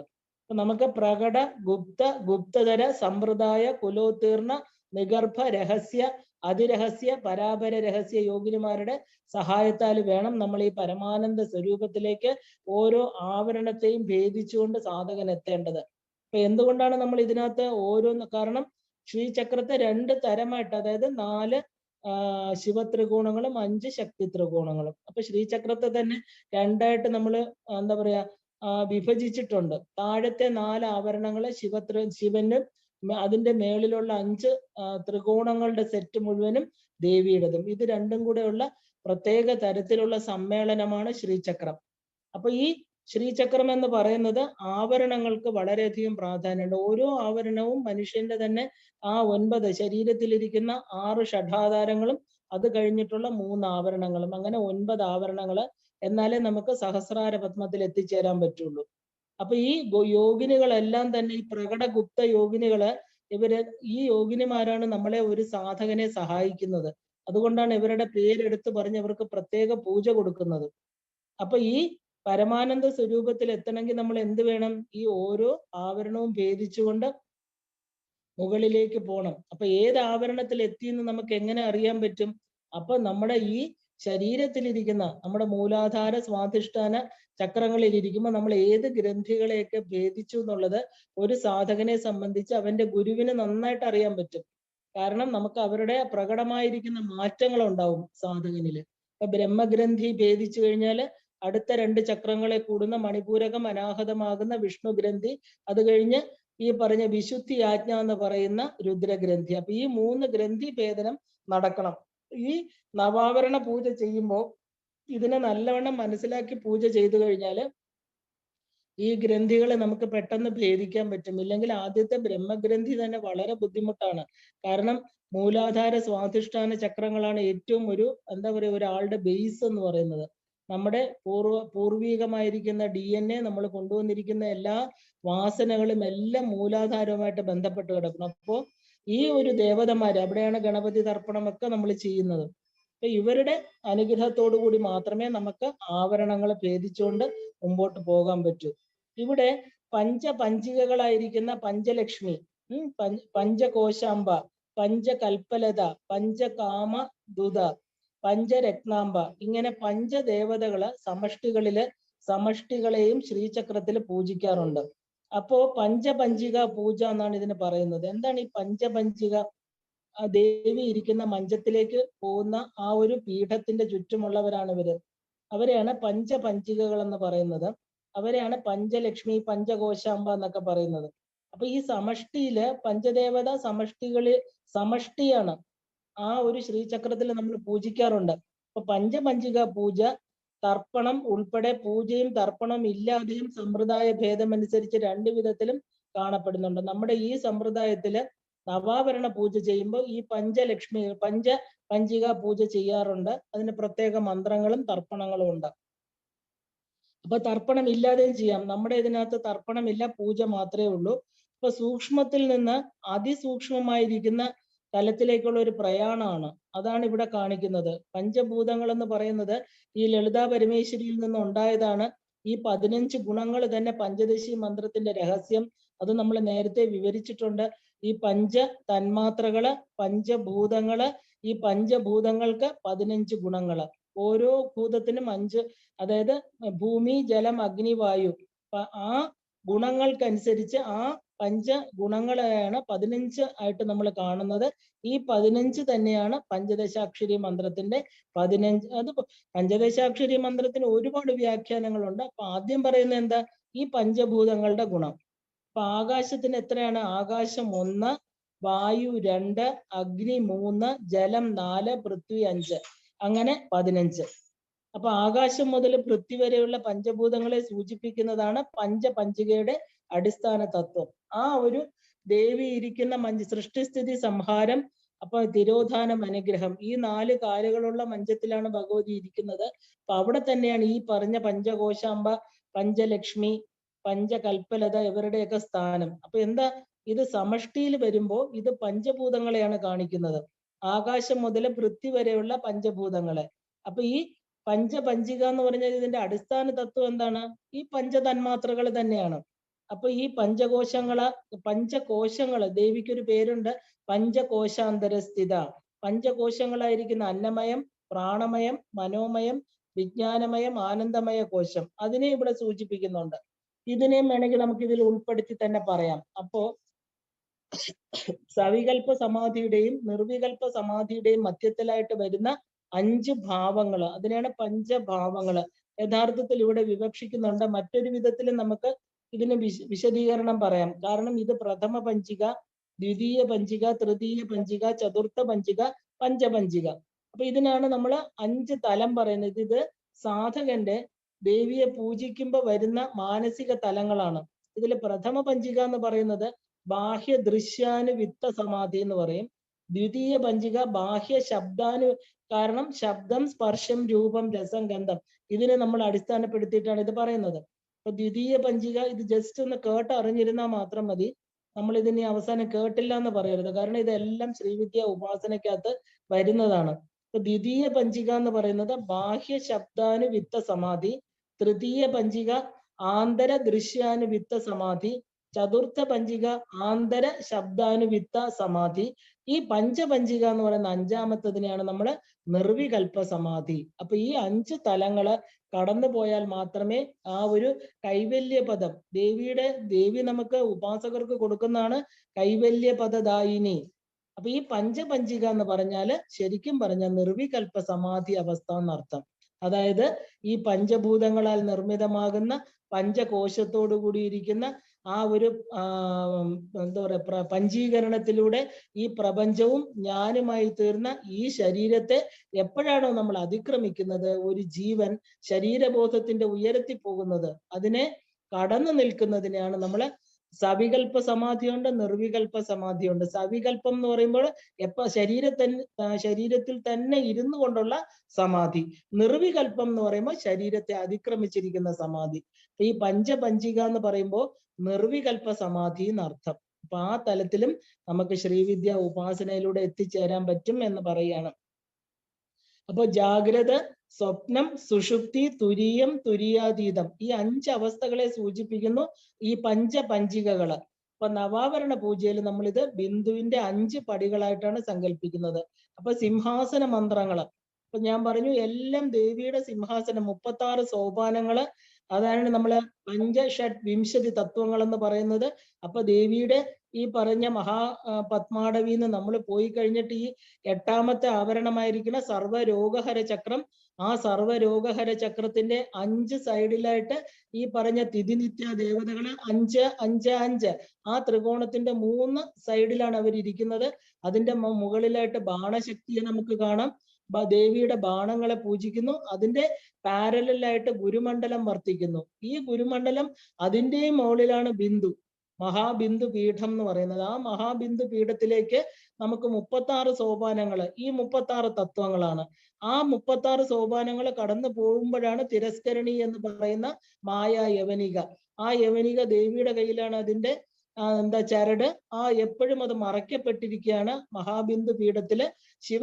ആ ഒരു ഹംസതൂലിക തൽപ്പത്തില് ശിവകാമേശ്വര അംഗസ്ഥയായിരിക്കുന്ന ദേവിയുടെ തൊട്ടടുത്ത് സ്വർണ്ണ കോളാമ്പി, ഇതാണ് നമ്മൾ കണ്ടത്. അപ്പൊ ഈ പറയുന്ന ഈ പഞ്ചിക എവിടെയാണെന്ന് പറയാനാണ് ഞാനിത് പറഞ്ഞത്. ഈ ജാഗ്രത, സ്വപ്നം, സുഷുപ്തി, തുരീയം, തുരീയാതീതം, ഈ 5 അവസ്ഥകള്, ഇതിനെയാണ് നമ്മൾ പഞ്ചപഞ്ചികകൾ എന്ന് പറയുന്നത്. അപ്പൊ ഈ പഞ്ചപഞ്ചിക, പ്രഥമ പഞ്ചിക മുതൽ നമ്മൾ എന്താ ഒരു സമാധിസ്ഥമായ മനസ്സിനെയാ കാണിക്കുന്നത്. കാരണം ഈ 5ാമത്തെ തലം എന്ന് പറയുന്നത് നിർവികൽപ്പ സമാധിയാണ്, 5ാമത്തത്. അപ്പൊ ആദ്യത്തെ പ്രഥമ, ദ്വിതീയ, തൃതീയ, ചതുർത്ഥിക. അപ്പൊ എന്താ, ബാഹ്യ ദൃശ്യങ്ങളിൽ നിന്ന് നമുക്ക് മനസ്സിനെ പിൻവലിക്കണം. 2ാമത്തതിൽ ബാഹ്യ ശബ്ദങ്ങളിൽ നിന്ന് നമ്മൾ പിൻവലിക്കണം. തൃതീയ പഞ്ചിക ആന്തര്യ ദൃശ്യം, അന്തരത്തില് നമ്മളെ അന്തർമുഖ സമാരാധ്യ, ഉള്ളില് ദേവിയെ കാണണം. ആ ഒരു അന്തരംഗത്തില് ദേവിയെ ദൃശ്യമാക്കണം. അപ്പൊ ചതുർത്ഥ പഞ്ചിക 4ാമത്തത് ആന്തരശബ്ദം. അന്തരശബ്ദം എന്താ, ഓംകാരം, പ്രണവം. ആ പ്രണവത്തിൽ നിന്ന് ഹ്രീംകാരം, നമ്മളെ പുറത്തു നിന്നുള്ള ശബ്ദങ്ങളെ എല്ലാം തന്നെ നിരോധിച്ചുകൊണ്ട് നമ്മുടെ ഉള്ളിലെ ഈ 4ാമത്തെ ശബ്ദം, അതായത് ആന്തര ശബ്ദത്തെ നമ്മൾ കേൾക്കണം. അപ്പോൾ എപ്പോഴും ഉറങ്ങുമ്പോഴും ഉണരുമ്പോഴും എല്ലാം നമ്മുടെ എങ്ങനെയാണോ ഹൃദയം പ്രവർത്തിക്കുന്നത്, എങ്ങനെയാണോ രക്തചംക്രമണം നടക്കുന്നത്, അത് എന്ത് ശബ്ദത്തിലൂടെ, അതിന്റെ എല്ലാ ശബ്ദവും, തിരമാല അടിക്കുന്നത്, സൂര്യൻ ഉദിക്കുമ്പോൾ എല്ലാം, ഈ കാറ്റ് വീശുന്നത്, പഞ്ചഭൂതങ്ങൾ ഈ പ്രപഞ്ചത്തിൽ പ്രവർത്തിക്കുന്നത് എല്ലാം പ്രണവം എന്ന് പറയുന്ന ഓംകാരത്തിലൂടെയാണ്. അപ്പൊ ഈ ഓമിനെ നമ്മുടെ ആന്തര ശബ്ദമായിട്ട് നമ്മൾ കാണണം. ഒരു സാധകൻ എപ്പോഴാണോ ഈ ഓംകാരം പ്രണവം ഉണർന്ന് പിറപ്പൊഴിയണം. നമ്മൾ പ്രണവം ഉണർന്നെങ്കിലേ ഈ ശരീരബോധത്തിൽ നിന്ന് നമുക്ക് അതിക്രമിക്കാൻ പറ്റൂ. എപ്പോഴാണോ ഈ പ്രണവ ശബ്ദം കേൾക്കുമ്പോൾ പിന്നെ നമ്മൾ എന്തായി, സോഹം ഹംസ. അപ്പൊ നമ്മൾ ഊർധ്വാമനായത്തിലുള്ള പ്രാണമന്ത്രത്തിന്, ആ പ്രാണമന്ത്രത്തെ സ്വീകരിക്കാൻ സമയമായി എന്നർത്ഥം. ഇതൊക്കെ ഒരു സാധകൻ എത്ര സഞ്ചരിച്ചതിന് ശേഷമാണ് എത്തിച്ചേരാൻ പറ്റുന്നതെന്ന് ആലോചിച്ച് നോക്കൂ. കാരണം ദേവിയുടെ ഈ 25 ഫോർട്ടിൽ ഒരു ഫോർട്ടിൽ പോലും പ്രവേശിക്കാൻ നമുക്ക് യോഗ്യതയുണ്ടോ? ഈ ഫോർട്ടുകളെല്ലാം കടന്ന് ആ ശൃംഗാരപരിക, മന്മഥന്റെ ശൃംഗാരപരികയും കഴിഞ്ഞ്, മഹാപത്മാടവി കഴിഞ്ഞ്, ആ ഒരു എന്താ പറയാ പഞ്ചപാത്രങ്ങള്, ആ കലകളായിട്ടിരിക്കുന്ന പഞ്ചപാത്രങ്ങള്, അവിടെ നിന്ന് നമ്മള് ചിന്താമണി ഗൃഹ പ്രവേശം, അവിടെ നിന്ന് ഈ പറഞ്ഞ ചിതഗ്നികുണ്ഡം, ഈ പറഞ്ഞ എല്ലാ തേരുകളും കണ്ട് 9 ആവരണങ്ങളെ അതിക്രമിച്ച് ഈ പറഞ്ഞ 36 തത്വങ്ങളാകുന്ന സോപാനങ്ങളും കടന്ന് ഈ പറയുന്ന മഹാബൈന്ദവ പീഠത്തിൽ എത്തുന്ന ഒരു ജീവന്റെ കാര്യം, അവിടെയാണ് നമുക്ക് ജീവൻ മുക്തി എന്ന് പറയുന്നത്. ഇത് ഏത് ജന്മത്തിലാ സാധിക്കുക?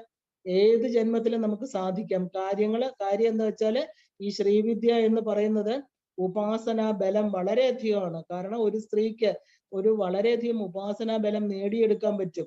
കാരണം ഇത് ഓരോന്നിനെയും അറിയണം. ഇതിനെക്കുറിച്ച് വ്യക്തമായിട്ടുള്ള അറിവ്, നമ്മൾ പോകുന്ന വഴിയെക്കുറിച്ച് നമ്മൾ അറിയണം. അവിടെ ഇരുട്ടായിരിക്കരുത്. കാരണം അവിടെ ഒരു കൈവിളക്ക് ഇല്ലെങ്കിൽ നമുക്ക് മുമ്പോട്ട് പോകാൻ പറ്റില്ല. എന്താ ഈ നമ്മുടെ കൈവിളക്ക്? നമ്മുടെ മന്ത്രം തന്നെ. ആ മന്ത്രം വെളിച്ചമാണ്, ദേവത പ്രകാശമാണ്. ആ ദേവത കാണിച്ചു തരുന്ന പ്രകാശത്തിലൂടെ സഞ്ചരിച്ച് തീർച്ചയായിട്ടും ഒരു സാധകന് എത്തിച്ചേരാൻ പറ്റുന്ന ഒരു തലമാണ് ഈ പറയുന്നത്.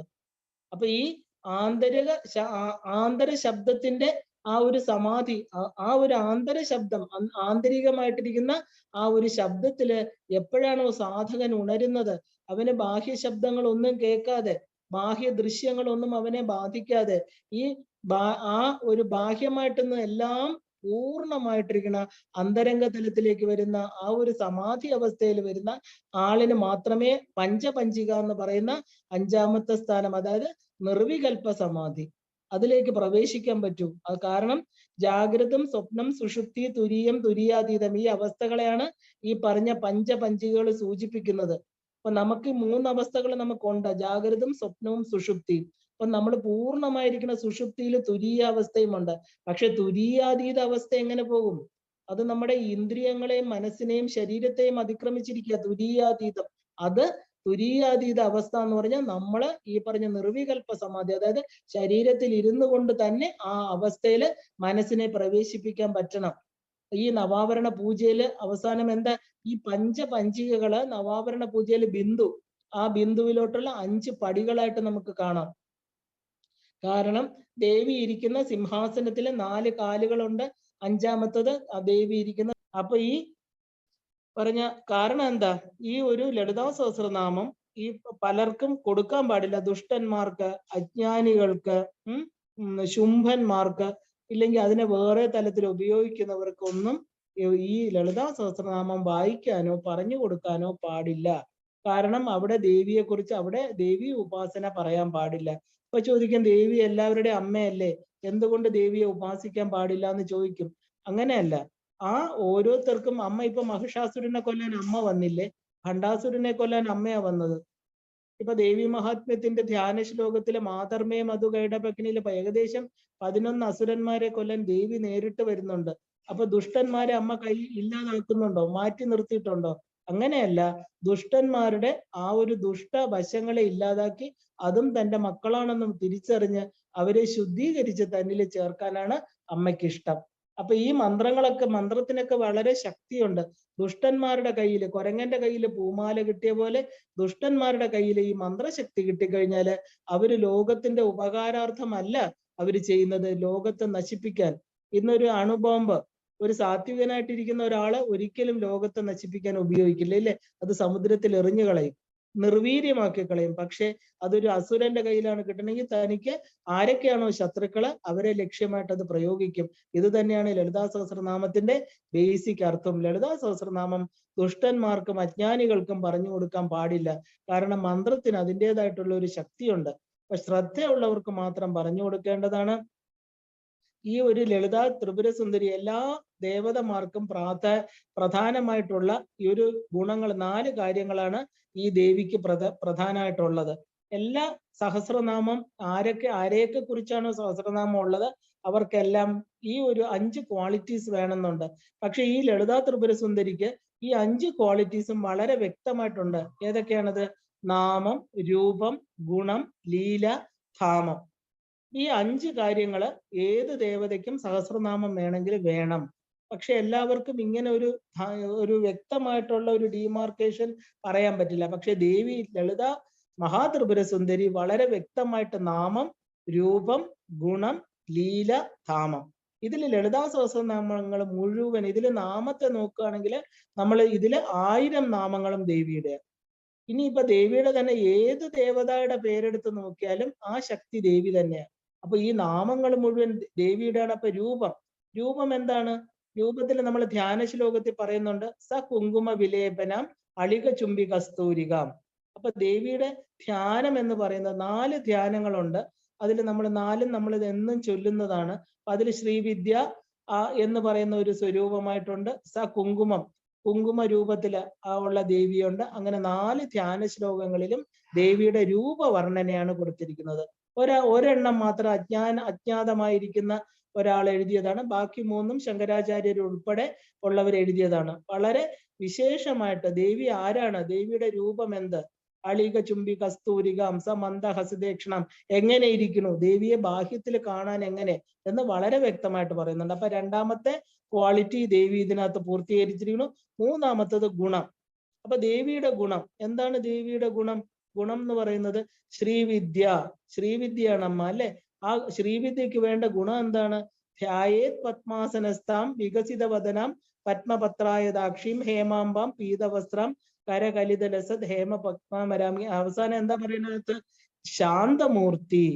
അപ്പൊ ദേവിയുടെ ഗുണം എന്ന് പറയുന്നത് ശാന്ത്യാതീത കലാത്മിക എന്ന് ദേവിക്കൊരു നാമമുണ്ട്. ഈ ശാന്തി എന്ന് പറയുന്നത് ഗുണങ്ങളിൽ ഏറ്റവും ഉയർന്നതാണ്. നമ്മൾ പരമമായിരിക്കുന്ന വിശ്രാന്തി സ്ഥാനം എന്നൊക്കെ പറയും ഇല്ലേ? എവിടെയാണ് നമ്മുടെ വിശ്രാന്തി? ആനന്ദമയ ചക്രത്തില്. അപ്പൊ ആനന്ദം ശ്രീചക്രത്തിന്റെ കൊടിക്കൂറയായിട്ടുള്ള ആനന്ദമയ ചക്രത്തില് എന്തൊക്കെ വിക്ഷോഭങ്ങളും എന്തൊക്കെ പുറമേ എന്തൊക്കെ നടന്നാലും ആനന്ദമായിട്ട് സന്തോഷമായിട്ട് ശാന്തിയായിട്ടിരിക്കുന്ന ഒരേ ഒരു ദേവതയേ ഉള്ളൂ. ശ്രീചക്രമാകുന്ന തന്റെ തേരില് ആരൂഢയായിരിക്കുന്ന ലളിതാ മഹാത്രിപുര സുന്ദരി. അമ്മയുടെ ഏറ്റവും വലിയ ഗുണം എന്താണെന്ന് ചോദിച്ചാൽ ഇത് തന്നെയാണ് മനുഷ്യന്റെ ലക്ഷ്യവും. എല്ലാ മനുഷ്യർക്കും എന്താ വേണ്ടത്? ശാന്തി അല്ലെങ്കിൽ സമാധാനം. അമ്മ ശാന്തമൂർത്തി. ധ്യായേത് പത്മാസനസ്ഥാം എന്നുള്ള ധ്യാന ശ്ലോകത്തിൽ അവസാനം എന്താ പറയുന്നത്? ശാന്തമൂർത്തിയും സകല സുരനുതാം സർവസമ്പത് പ്രദാത്രിയും. അപ്പൊ ശാന്തമൂർത്തിയായിരിക്കണം. നമുക്കൊരു അജിറ്റേറ്റഡ് ആയിരിക്കുന്ന ദേവിയെ ഭജിക്കാൻ പറ്റുമോ? അമ്മ പല രൂപങ്ങൾ എടുക്കുന്നുണ്ട്. നമ്മുടെ എന്താ പറയാ നല്ലതിന് വേണ്ടിയിട്ടും എല്ലാവരെയും അനുഗ്രഹ സ്വരൂപമായിട്ടിരിക്കുമ്പോൾ ശാന്തമായിട്ടിരിക്കുക. അല്ലാത്തപ്പോ രൗദ്രഭാവം എടുക്കാറുണ്ട്. വളരെ എന്താ പറയാ ഭീതിജനകമായിരിക്കുന്ന കാളീ സ്വരൂപം എടുക്കാറുണ്ട്. പക്ഷെ ഈ അമ്മയുടെ ശരിക്കുള്ള രൂപം എന്താണെന്ന് ചോദിച്ചു കഴിഞ്ഞാല് അമ്മ ശാന്തമൂർത്തിയാണ്. അപ്പൊ ശാന്ത്യാതീത കലാത്മിക. കലകളില് ഈ 9 ഗുണങ്ങളില് നമുക്ക് കോപ രൗദ്രം നമുക്ക് എന്താ പറയാ ഡാൻസിലൊക്കെ പഠിക്കുന്ന ഗുണം ഈ പറയുന്ന ആ ഒരു 9 എണ്ണത്തില് ഏറ്റവും ഉയർന്ന തലത്തിലിരിക്കുന്ന ഗുണമാണ് ശാന്തി. അപ്പൊ അമ്മയുടെ ഗുണം എന്താണ്? ശാന്തി. ഇനി അടുത്തത് എന്താ? അമ്മയുടെ ലീല. അപ്പൊ ദേവിയുടെ ലീല എന്ന് പറഞ്ഞാല് ഈ പ്രപഞ്ചമേ അമ്മയുടെ ലീലയാണ്.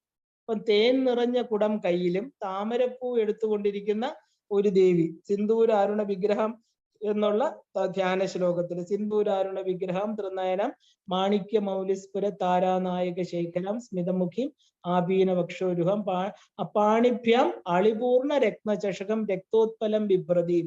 അമ്മയുടെ കയ്യിൽ എന്തൊക്കെയായിരിക്കുന്നത്? തേൻ നിറഞ്ഞ കുടം, കയ്യിൽ ഒരു താമരപ്പൂ. അപ്പൊ അമ്മയുടെ ലീല എന്താണ്?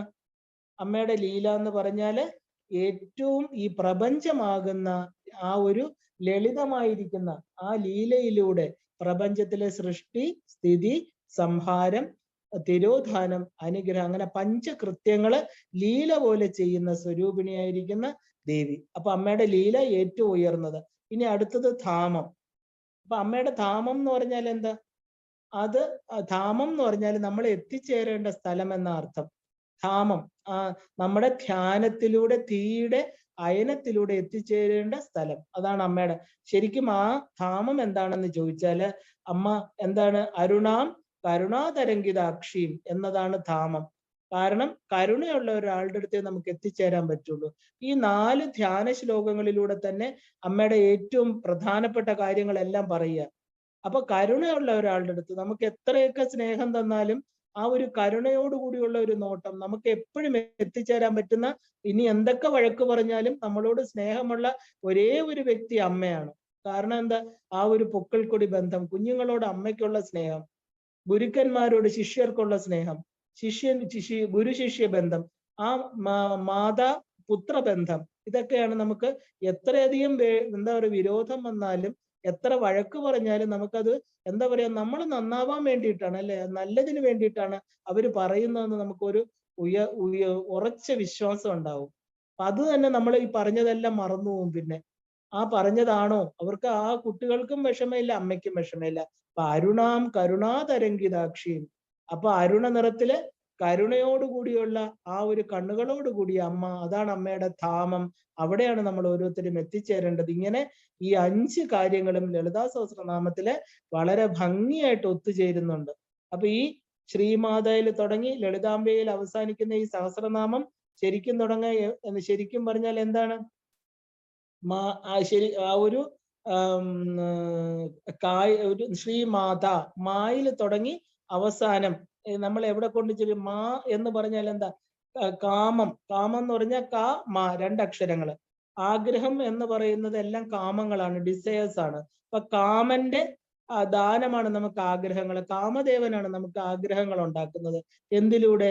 അമ്മയുടെ കയ്യിലിരിക്കുന്ന 5 പൂവമ്പകളിലൂടെ, 5 പഞ്ച തന്മാത്രകളിലൂടെ പ്രപഞ്ചമാകുന്ന ഈ ഒരു എന്താ പറയാ ധാമത്തില്, മനുഷ്യന്റെ ധാമമാണ് ഈ ഭൂമി. ഈ ഒരു പ്രപഞ്ചത്തില് നമുക്ക് ആഗ്രഹങ്ങളെ ഉണ്ടാക്കുന്ന ഒരാളാണ് കാമദേവൻ, അല്ലെ? നമുക്ക് ഈ ഉണ്ടാക്കുന്നത് ഏതിലൂടെയാ? 5 പൂവമ്പകളിലൂടെ. ആ ഒരു പഞ്ച തന്മാത്രകളിലൂടെ നമ്മുടെ ശബ്ദ സ്പർശ രൂപ രസഗന്ധങ്ങളാകുന്ന തന്മാത്രകളിലൂടെ, നമ്മുടെ ജ്ഞാനേന്ദ്രിയങ്ങളിലൂടെ കാഴ്ചകൾ കാണിച്ച് നമ്മുടെ മനസ്സിനെ മഥിപ്പിച്ച് ആഗ്രഹങ്ങൾ ഉണ്ടാക്കുന്ന വ്യക്തിയാണ് കാമദേവൻ. അപ്പൊ ഈ കാമദേവൻ എന്ന് പറഞ്ഞാൽ നമുക്ക് ആഗ്രഹങ്ങൾ ഉണ്ടാക്കുന്ന വ്യക്തി എന്നർത്ഥം.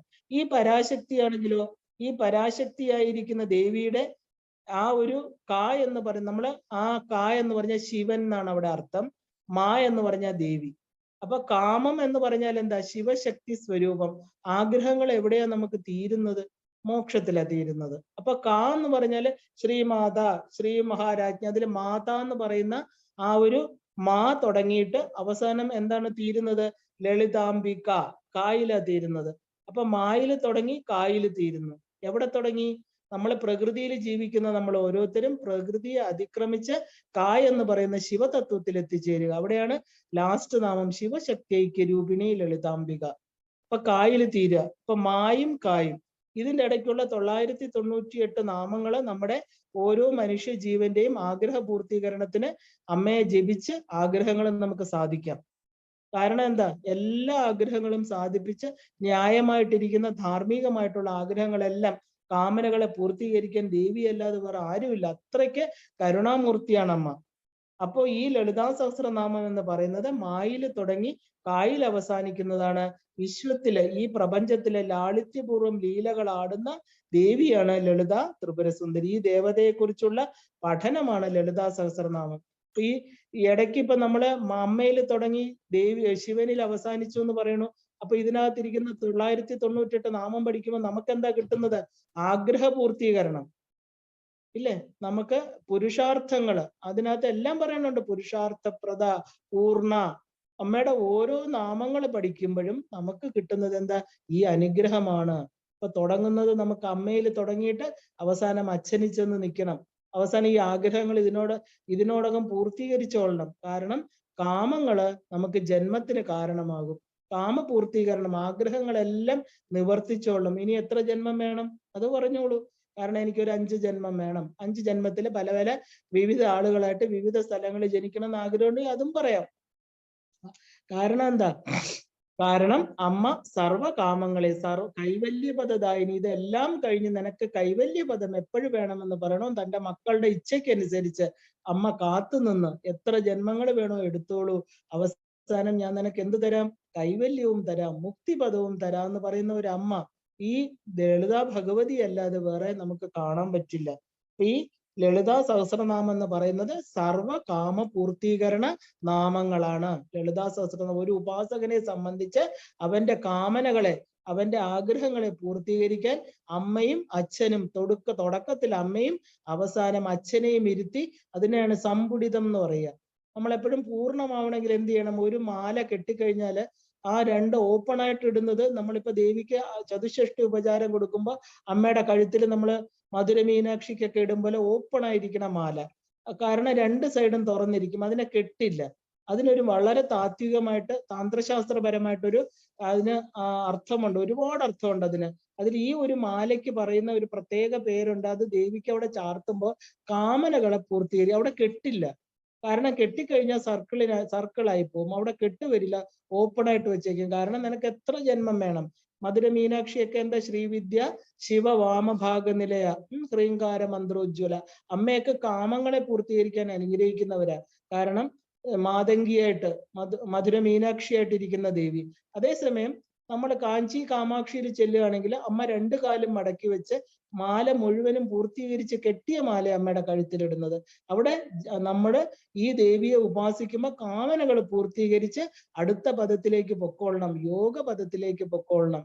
ഈ ഓപ്പൺ ആയിട്ടിരിക്കുന്ന മാല നമുക്കിനി ജന്മങ്ങൾ വേണം എന്ന് പറയുന്ന ആ അർത്ഥമാണ്. അങ്ങനെ ഒരു മാല കൊണ്ടിടുമ്പോൾ എനിക്കിനി ഒരുപാട് ഉണ്ടമ്മ, ഇതൊന്നും പോരാ, ഇനി പല ജന്മങ്ങൾ വേണം. അപ്പൊ എനിക്ക് എന്തൊക്കെ ആവണം? ഡോക്ടർ ആവണം, IAS ആവണം, അത് വേണം, ഇത് വേണം, പഠിപ്പിക്കണം, ഇനി കൂടുതൽ ശ്രീവിദ്യ ഉപാസനയിൽ നന്നായിട്ട് പോണം. എത്ര ആഗ്രഹങ്ങളാ, എത്ര ആയിക്കോട്ടെ, സാരമില്ല. അതിനനുസരിച്ച് എനിക്കൊരു ജന്മം തരൂ എന്ന് പറഞ്ഞാൽ അതും തരും. ഏത് ജന്മം വേണമെങ്കിലും എടുത്തോളൂ. പക്ഷെ അമ്മയുടെ പാദപത്മങ്ങൾ മറന്നു പോകരുത്. അമ്മയെ ഉപാസിക്കണം. കാരണം അമ്മയാണ് നമുക്ക് തരുന്നത്.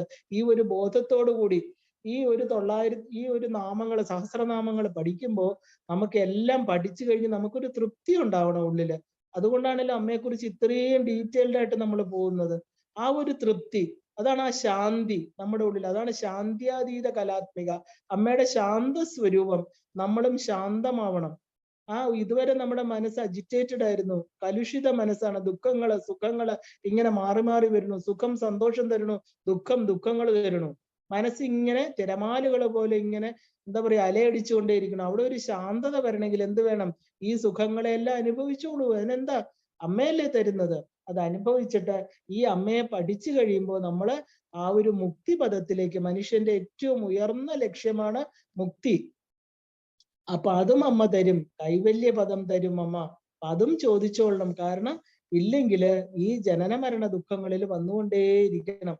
ഒരിക്കലും ജന്മം നമുക്ക് ബ്ലെസ്സിങ് ആണെന്ന് പറയാൻ പറ്റില്ല. ജന്മം ദുഃഖം തന്നെയാണ്. 9 മാസത്തെ ഗർഭവാസം, അത് കഴിഞ്ഞുള്ള ഒരു എന്താ പറയാ പുഴുക്കൾ അരിച്ചു കിടക്കുന്ന ആ ഒരു പല എന്താ പറയാ നീറ്റലും ദുഃഖവും വിഷമവും ശരീരക്ലേശവും, അതിൽ നിന്നുള്ള ഒരു വളരല്, ഈ പ്രപഞ്ചവുമായിട്ടുള്ള അറിവ് അതിനെ എന്താ വിടർന്നു വരിക. ശരിക്കും പറഞ്ഞാല് ജന്മം എന്ന് പറയുന്നത് എന്താ പറയാ സുഖമാണെന്ന് പറയാൻ പറ്റില്ല. ഈവൻ നാരദൻ പറയുന്നുണ്ട്, ഭഗവാനെ ഇതാണോ മനുഷ്യജന്മം, ഇതാണോ എല്ലാവരും സുഖം എന്ന് പറയുന്നത്? എനിക്ക് മതിയായി, എനിക്ക് ഒരു ഞൊടിയുടെ കൊണ്ട് എന്നെ ഇതിൽ നിന്ന് രക്ഷിക്കുമെന്നാണ് നാരദൻ പറയുന്നത്. നാരദന് മനുഷ്യജന്മം കൊടുക്കുകയാണ് അനുഭവിക്കാൻ വേണ്ടിയിട്ട്. അപ്പൊ അതുപോലെ മനുഷ്യജന്മം സുഖം എന്ന് പറയാൻ പറ്റില്ല. കാരണം എപ്പോഴും എത്ര സുഖമുള്ളവനും ദുഃഖവും കാണും. ഒരു ഇരുട്ടും ഒരു വെളിച്ചവും പോലെ. നമ്മൾ വിചാരിക്കുന്നതാണ് എല്ലാവരും വളരെ സുഖമാണെന്ന്. നമുക്ക് അവരുടെ ആ ഒരു ഇന്നർ പാർട്ട് ഒന്നും അറിയില്ല. കാരണം ഏറ്റവും വലിയ സുഖിമാനും ഏറ്റവും വലിയ ദുഃഖമുള്ളവനും രണ്ടും കറക്റ്റ് അല്ല. കാരണം ഇത് രണ്ടും ഏറ്റക്കുറച്ചിലുണ്ട്. പിന്നെ നമുക്ക് ജനനാലെ കിട്ടുന്ന ചില ശാപങ്ങള് താപങ്ങൾ, അത് ഓരോരുത്തർക്ക് വ്യക്തിഗതമാണ്. മനുഷ്യ ജീവിതം എന്ന് പറയുന്നത് എപ്പോഴും സുഖ ദുഃഖ സമ്മിശ്രമായിരിക്കും. കാരണം നമ്മുടെ പുണ്യപാപങ്ങൾ സമമാവുമ്പോഴാണ് മനുഷ്യജന്മം കിട്ടുന്നത്. അതിൽ നമ്മൾ ഏറ്റക്കുറച്ചിലുകൾ വരുന്നേ ഉള്ളൂ. അത് നമ്മുടെ ഭൗതികമായിരിക്കുന്ന ഐശ്വര്യങ്ങളിലായിരിക്കും ഏറ്റക്കുറച്ചിലുണ്ടാകുന്നത്. മനുഷ്യജന്മം സുഖം എന്ന് പറയാൻ പറ്റില്ല. കാരണം എല്ലാവരും പറയുന്ന ദേഹത്തിൽ നിന്ന് രക്ഷപ്പെട്ടു എന്നാ പറയുന്നത്. അപ്പോ ദേഹം വേണം ഒരു ഉപാധിയായിട്ട്. ഒരു സാധകന് സാധനയിൽ പുരോഗമിക്കണമെങ്കിൽ, സാധ്യമായിരിക്കുന്ന വസ്തുവിനെ കിട്ടണമെങ്കിൽ ഒരു ഉപാധി വേണം. അതിനെ മാത്രമായിട്ടേ ശരീരത്തെ കാണാവൂ. അല്ലാതെ അത് കഴിയുമ്പോൾ അത് ഉപേക്ഷിക്കാൻ ഒരു മടിയും വിചാരിക്കണ്ട. കാരണം പാമ്പ് ചട്ട ഉപേക്ഷിക്കുന്ന പോലെ ഒരു മുറിയിൽ നിന്ന് അപ്പുറത്തെ മുറിയിൽ ചെളി വരണ്ട അഴുക്ക് വസ്ത്രങ്ങൾ, പഴയതായ മുഷിഞ്ഞ ആ ഒരു വസ്ത്രത്തെ മാറ്റുന്ന പോലെ ത്യജിക്കാൻ നമുക്ക് പറ്റണം. കാരണം എന്താ? അമ്മയാണ് ഇതിനകത്തിരിക്കുന്നത്. അമ്മയ്ക്ക് വേണ്ടാത്തത് നമുക്കും വേണ്ട. നമ്മൾ ഈ രണ്ട് ഞാൻ വേറെ അമ്മ വേറെ എന്ന് വിചാരിക്കുന്നതുകൊണ്ടാണ്. ഈ ദേഹി തന്നെയാണ് നമ്മുടെ എല്ലാം, ജീവാത്മാവ്. നമുക്ക് ഈ നാമരൂപങ്ങൾ തന്ന് നമ്മളെ ഈ പേര് വിളിച്ചിവിടെ ഇരുത്തിയിരിക്കുന്നതും അമ്മയാ. നാളെ ഈ ശരീരം ഉപേക്ഷിക്കുമ്പോൾ പേര് നഷ്ടപ്പെട്ടു. ആ പേര് നഷ്ടപ്പെട്ട നമുക്ക് പിന്നെ ആരാ ഉള്ളത്? അമ്മയുടെ പേരല്ലേ ഉള്ളൂ. അപ്പൊ അതുകൊണ്ട് നമ്മൾ ഇതിലോട്ട് അധികം കിടന്ന് പിടിച്ചു തൂങ്ങേണ്ട കാര്യമില്ല. ഇനി ആഗ്രഹങ്ങൾ ഉണ്ടെങ്കിൽ സാധിക്കാം. അതിനെന്താ? ഈ 998 നാമങ്ങൾ എന്തൊക്കെ തരുമോ അതെല്ലാം, സകല ആഗ്രഹങ്ങളും പൂർത്തീകരിച്ച് അമ്മ അവസാനം നമുക്ക് കൈവല്യ പദം തരട്ടെ. ആ ശിവ സായുജ്യ പദവി നമുക്ക് തരട്ടെ. ശിവനെ നമ്മൾ അറിയട്ടെ. ആ ശിവൻ മുക്തി തരട്ടെ എന്നൊക്കെ നമുക്ക് പ്രാർത്ഥിക്കണം. കാരണം ഈ ഒരു ലളിതാ സഹസ്രനാമം സർവ കൽപ്പലതികയാണ്. ഭാസ്കരരായര് പറയണു, തരാത്തതായിട്ട് ഒന്നുമില്ല. കൽപ്പലതിക, കൽപ്പവൃക്ഷം. ആഗ്രഹിക്കുന്നത് എന്തും തരും. കാരണം ഉപാസനാമൂർത്തിയാണ് നമ്മുടെ. എന്തിനാ ഉപാസനാമൂർത്തി? എല്ലാവർക്കും ഇപ്പൊ നമ്മൾ ഓരോ ഉപാസനയിൽ പ്രവേശിക്കുമ്പോൾ ഓരോ മൂർത്തിയെ ഉപാസിക്കുക. പക്ഷെ നമ്മൾ ദേവി എന്ന് പറയുന്ന അമൂർത്തമാണ്. ദേവി മൂർത്തവുമാണ് അമൂർത്തവുമാണ്. ഈ ദേവിയെ ഒരു ഏറ്റവും ഉയർന്ന ജന്മത്തിൽ മാത്രമേ ദേവിയെ ഉപാസനയ്ക്ക് കിട്ടുള്ളൂ. കാരണം ബാക്കിയുള്ളവരെല്ലാം ഉപാസിച്ചു കാണും പല ജന്മങ്ങളില്. ഈ ദേവിയിൽ തന്നെ പലരും ശ്രീവിദ്യ ഉപാസന വിട്ടുപോകും. പക്ഷെ അതിൽ നിൽക്കുന്നവരെന്താ, അത്രയ്ക്ക് ഉയർന്ന മനസ്സുള്ളവർക്കേ ശ്രീവിദ്യ ഉപാസനയിൽ നിൽക്കാൻ പറ്റൂ. ദേവിയെ ഉപാസിക്കുക. ദേവിയെ ഉപാസനാമൂർത്തിയായിട്ട് കിട്ടിയെന്ന് പറഞ്ഞാൽ എന്താ അർത്ഥം? ഈ പ്രപഞ്ചം, ഈ വിശ്വം, ഈ ഭുവനങ്ങള്, ഇതിന്റെ എല്ലാം നമ്മൾ സ്വന്തം എന്ന അർത്ഥം. പക്ഷെ നിസ്സാരരായിട്ടുള്ള നമ്മുടെ മനസ്സ് അത്രയും ഓപ്പൺ അപ്പ് ആവാൻ പറ്റുന്നില്ല. കാരണം അമ്മ നമ്മുടെ ആണെന്ന് പറയുമ്പോ എന്താ, നമ്മുടെ അമ്മയുടെയാണ്. പിന്നെന്താ, അപ്പൊ അമ്മയുടെ എല്ലാ സ്വത്തുക്കളും നമ്മുടെ അല്ലേ? നമ്മൾ ലിമിറ്റഡ് ആയിട്ട് 5 സെന്റും ഈ ഒരു കെട്ടിടവും ഇത് എന്റേത്, അതിൽ നിൽക്കുന്ന നമുക്ക് ആ മനസ്സ് തുറക്കാൻ പറ്റുന്നില്ല. ഈ അമ്മയെ സ്വന്തമാക്കുമ്പോൾ നമ്മുടെ മനസ്സ് ഇൻഫിനിറ്റ് ആവണം, നമ്മുടെ മനസ്സ് തുറക്കണം. എല്ലാം വിശ്വപ്രപഞ്ച സ്വരൂപിണിയായിരിക്കണ ഈ അമ്മ എന്റേതാണെങ്കിൽ ഇവിടെ എനിക്ക് ഒന്നും എടുക്കാനുമില്ല, കൊടുക്കാനുമില്ല, നമുക്കൊന്നും നേടാനുമില്ല, കളയാനുമില്ല. അമ്മയുടെ ആഗ്രഹത്തിന് വരുന്നു, അമ്മയുടെ ഇഷ്ടമനുസരിച്ച് ഇവിടെ ജീവിക്കുന്നു, അമ്മയിലേക്ക് തിരിച്ചു പോകുന്നു. നമുക്കൊരു ധാമമുണ്ട്, പെർമനന്റ് ആയിട്ടൊരു സ്ഥലമുണ്ട്. നമ്മൾ എന്തിനാ ഈ വാടകയ്ക്ക് ഇവിടെ താമസിക്കുന്നത്? ഒരു 50 വർഷം, 60 വർഷം, 70 വർഷം അത്രയല്ലേ നമുക്കുള്ളൂ. നമ്മള് ടെനൻസ് അല്ലേ? ഇത് വാടക സ്ഥലമാണ് നമുക്ക്. പക്ഷെ വാടക കൊടുക്കണ്ട, അമ്മ എല്ലാം ഫ്രീ ആയിട്ട് തരണു ഇല്ലേ? വായു, വെള്ളം, പഞ്ചഭൂതങ്ങളെല്ലാം ഫ്രീ ആയിട്ട് തരുന്നു, ശരീരവും തന്നു. പിന്നെന്താ, ഇവിടെ സുഖമായിട്ട് താമസിക്കുക, വന്ന വഴിക്ക് തിരിച്ചു പോവുക, വന്ന സ്ഥലം മറക്കാതിരിക്കുക, ഇത്രയേ ഉള്ളൂ. അപ്പൊ ഈ ലളിതാ സഹസ്രനാമം എന്ന് പറയുന്നത് എല്ലാവർക്കും നല്ല ജീവിതം, നല്ല മരണം, സ്വച്ഛന്ത മൃത്യു ഇതെല്ലാം കൊടുക്കുന്ന ഇത് സിദ്ധികളാണ്. എല്ലാവർക്കും ഇത് കിട്ടില്ല, ഒരു സ്ട്രഗിളിങ്. ഇനിയിപ്പോ ഏത് മനുഷ്യ ദൈവങ്ങളെയാണ് ഇവിടെ ഉപാസിച്ചിട്ടുണ്ടെങ്കിലും ഈ ഭൂമിയിൽ അവർക്കൊക്കെ ജന്മങ്ങൾ വരണം. കാരണം മനുഷ്യര് ഒരിക്കലും പൂർണ്ണനല്ല, അപൂർണനാണ്. നമുക്കൊരു മനുഷ്യനെ ഉപാസിക്കാൻ, മനുഷ്യനെ ദൈവമായിട്ട് ഉപാസിക്കുന്നത് ഏറ്റവും വലിയ തെറ്റാണ്. കാരണം ഭാരതീയ പൈതൃകം അതിന് പറയുന്നില്ല. ഇവിടെ ഗുരുപരമ്പരയാണുള്ളത്, ഗുരുക്കന്മാര്. അവര് ദൈവങ്ങളല്ല, അവര് നമുക്ക് കാണിച്ചു തരുന്നവരാ, അവര് ദേശികന്മാരാണ്. ഇത് നിന്റെ ഉള്ളിലിരിക്കുന്ന ആ സത്യത്തെ നീ അറിയും. ഒരു വിളക്കിൽ നിന്ന് വേറൊരു വിളക്ക് കത്തിച്ചു തരുന്നവരാണ്. അതുകൊണ്ട് നമുക്ക് ഈശ്വരനെ പൂജിക്കുക, അല്ലാതെ നമ്മള് ഗുരുക്കന്മാരെയോ ഇല്ലെങ്കിൽ എന്താ പറയുക സിദ്ധികളുള്ളവരെയോ പൂജിച്ചു കഴിഞ്ഞാല് 12 പ്രാവശ്യം തനിയാവർത്തനം എന്നതിന് പറയുന്നത്, 12 പ്രാവശ്യം മനുഷ്യജന്മം എടുക്കണം എന്നാ പറയുന്നത്. കാരണം ഒരിക്കലും മനുഷ്യൻ, അപൂർണനായ മനുഷ്യനെ ഈശ്വരനായിട്ട് പൂജിക്കാൻ പാടില്ല. അവന്റെ ഉള്ളിലിരിക്കുന്ന ഈശ്വര തത്വത്തെ മാത്രമേ പൂജിക്കാൻ പാടുള്ളൂ. അതാണ് ആത്മതത്വം. എപ്പോഴും ഇത് പൂജിക്കാൻ ആ മനസ്സ് നമുക്ക് ഉയരുന്നു. അപ്പൊ നമ്മളെല്ലാവരും എന്താ, അതീവ പുണ്യശാലികളാണ്. കാരണം ഈ ദേവിയെ പൂജിക്കാൻ പറ്റുക, അത് ഏത് ജന്മത്തിലാണെങ്കിലും അതിനുള്ള അർഹത നമ്മൾ നേടുക എന്ന് പറയുന്നത് തന്നെയാണ് ഏറ്റവും വലിയ എന്താ പറയാ, ഗോൾഡൻ ലിപികളിൽ എഴുതി വെക്കുക. ജീവിതത്തിൽ എന്തൊക്കെ ദുഃഖങ്ങൾ വന്നോട്ടെ, പക്ഷെ ഈ ഒരു ശ്രീവിദ്യ ഉപാസന കിട്ടിയത് അത് സ്വർണമയമായിട്ടുള്ള നക്ഷത്ര ലിപികളിൽ എഴുതുക എന്നാ. കാരണം നമുക്ക് ഒരു മനുഷ്യ ഗുരുക്കന്മാരെ കാലിൽ പൂവിട്ട് പൂജിക്കാനോ ഒന്നല്ല, നമുക്കൊരു ഗുരുപരമ്പര കാണിച്ചു തരുന്ന നിന്റെ ഉള്ളിലിരിക്കുന്ന ശക്തി, എല്ലാത്തിലും ഇരിക്കുന്ന ശക്തി, അത് കാണിച്ചു തരുന്ന ഒരു നല്ല ഗുരുപരമ്പരയെ കിട്ടി. ഈ ഒരു പ്രപഞ്ചേശ്വരിയായിരിക്കുന്ന ലളിതാ ത്രിപുര സുന്ദരിയെ നമുക്ക് ഉപാസിക്കാൻ പറ്റി. അമ്മയുടെ ലളിതാ സഹസ്രനാമം പഠിക്കണു, അമ്മയെക്കുറിച്ച് അമ്മയെ ഉപാസന ചെയ്യണു, അമ്മയുടെ പഞ്ചദശാക്ഷരി മന്ത്രം കൊണ്ട് അമ്മയെ നമ്മൾ ഉപാസിക്കുന്നു. ഇതൊക്കെയാണ് സിദ്ധികൾ എന്ന് പറയുന്നത്. ആ സിദ്ധികളെല്ലാം നമ്മൾ കുറച്ച് കാണാൻ പാടില്ല. ഇപ്പൊ ഏത് കാമ്യകർമ്മം ചെയ്യുമ്പോഴും നമ്മൾ പറയാറുണ്ട് ഇഷ്ടകാര്യ സിദ്ധ്യർത്ഥം എന്ന് പറയാറുണ്ട് അല്ലെ? അപ്പൊ എന്താ നമുക്ക് വേണ്ടത്? നമ്മൾ ഏത് പരിഹാരം പറയുമ്പോഴും ലളിതാ സഹസ്രനാമം ദേവി മഹാത്മ്യം വായിക്കുമ്പോൾ ഇപ്പൊ നിങ്ങൾക്ക് ഒരു വിഷമം വന്നു, 16 ദിവസം വായിക്കൂ എന്ന് പറയുമ്പോൾ നമ്മൾ എന്താ ആദ്യം, നമ്മുടെ സകല ദുരിതക്ഷയദ്വാര ഇഷ്ടകാമ്യ സിദ്ധ്യർത്ഥം. അപ്പൊ ഈ സിദ്ധ്യർത്ഥം എന്ന് പറയുന്നത് എന്താ?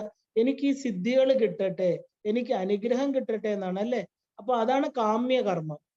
അപ്പൊ ഈ ഇഷ്ടകാര്യ സിദ്ധ്യർത്ഥം എന്ന് പറയുമ്പോൾ നമുക്ക് ഈ സിദ്ധികൾ തരാൻ ഒരാളെ ഉള്ളൂ എന്ന് മനസ്സിലാക്കിക്കൊള്ളാം, ഈ ഒരു ഭഗവതി.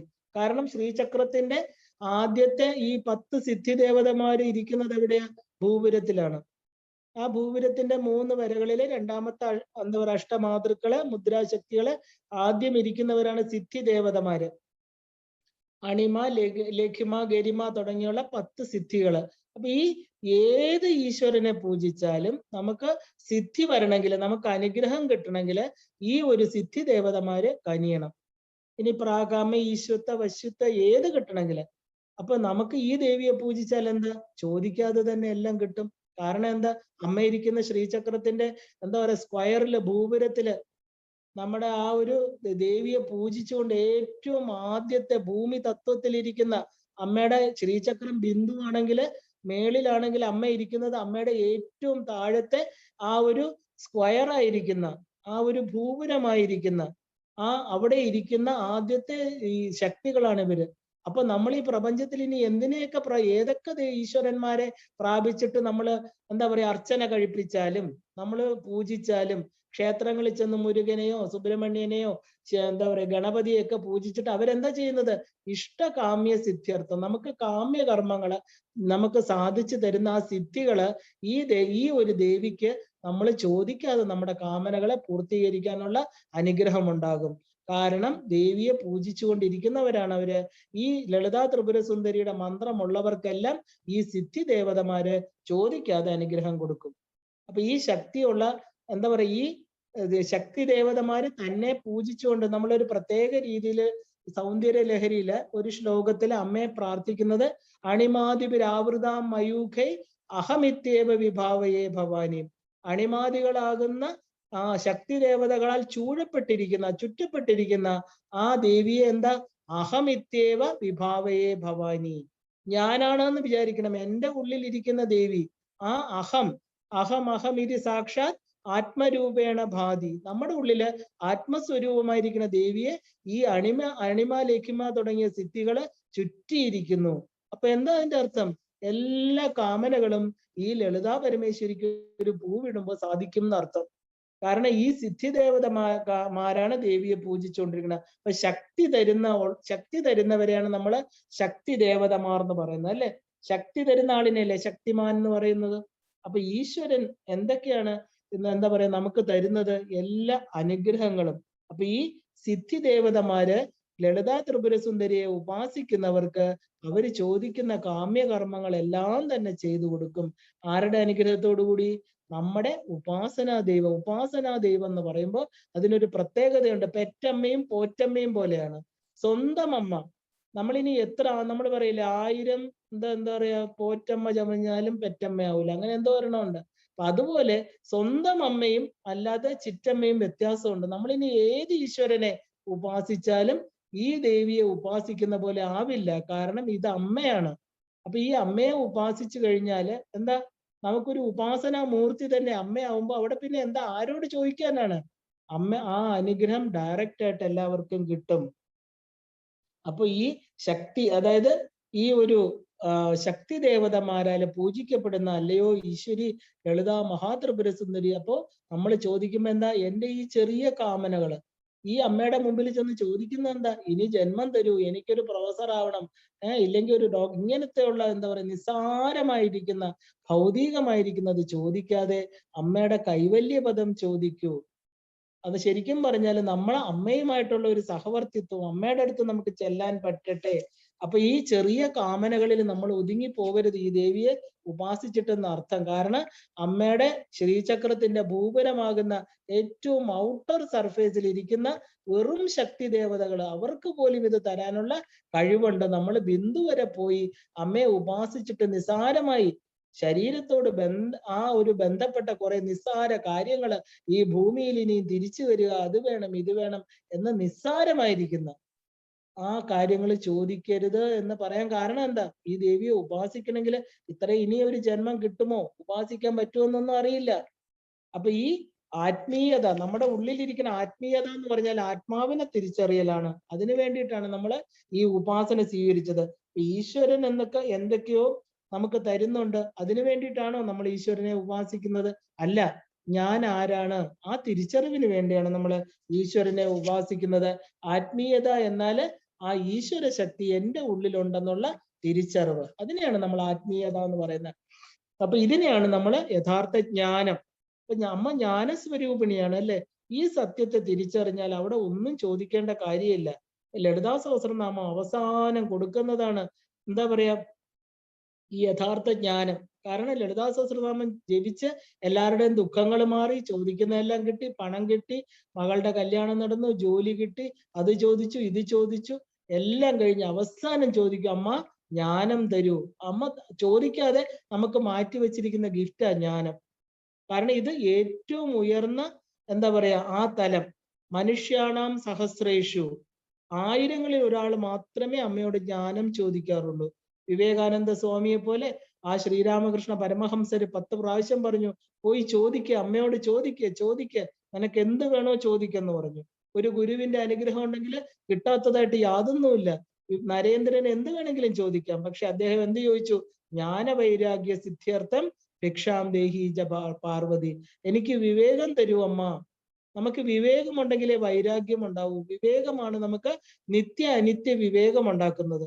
നമ്മള് ഈ വിവേകം കൊണ്ട് ഈ ദേവിയെ ഉപാസിക്കുമ്പോൾ നമ്മുടെ വിവേകം നമുക്ക് എന്താണ് നിത്യം, എന്താണ് അനിത്യം, നഷ്ടപ്പെട്ടു പോകുന്നത് എന്തൊക്കെയാണ്, നമ്മുടെ കൂടെ വരുന്നത് എന്തൊക്കെയാണെന്നുള്ള നല്ല ഒരു എന്താ പറയാ ഒരു വിവേകം, ഒരു വിവേചനം നമ്മുടെ ഉള്ളിൽ ഉണ്ടാകണം. എന്നാൽ മാത്രമേ നമ്മുടെ പശു പാശ ബന്ധങ്ങളെയൊക്കെ നമുക്ക് മറുത്തെറിയാൻ പറ്റൂ.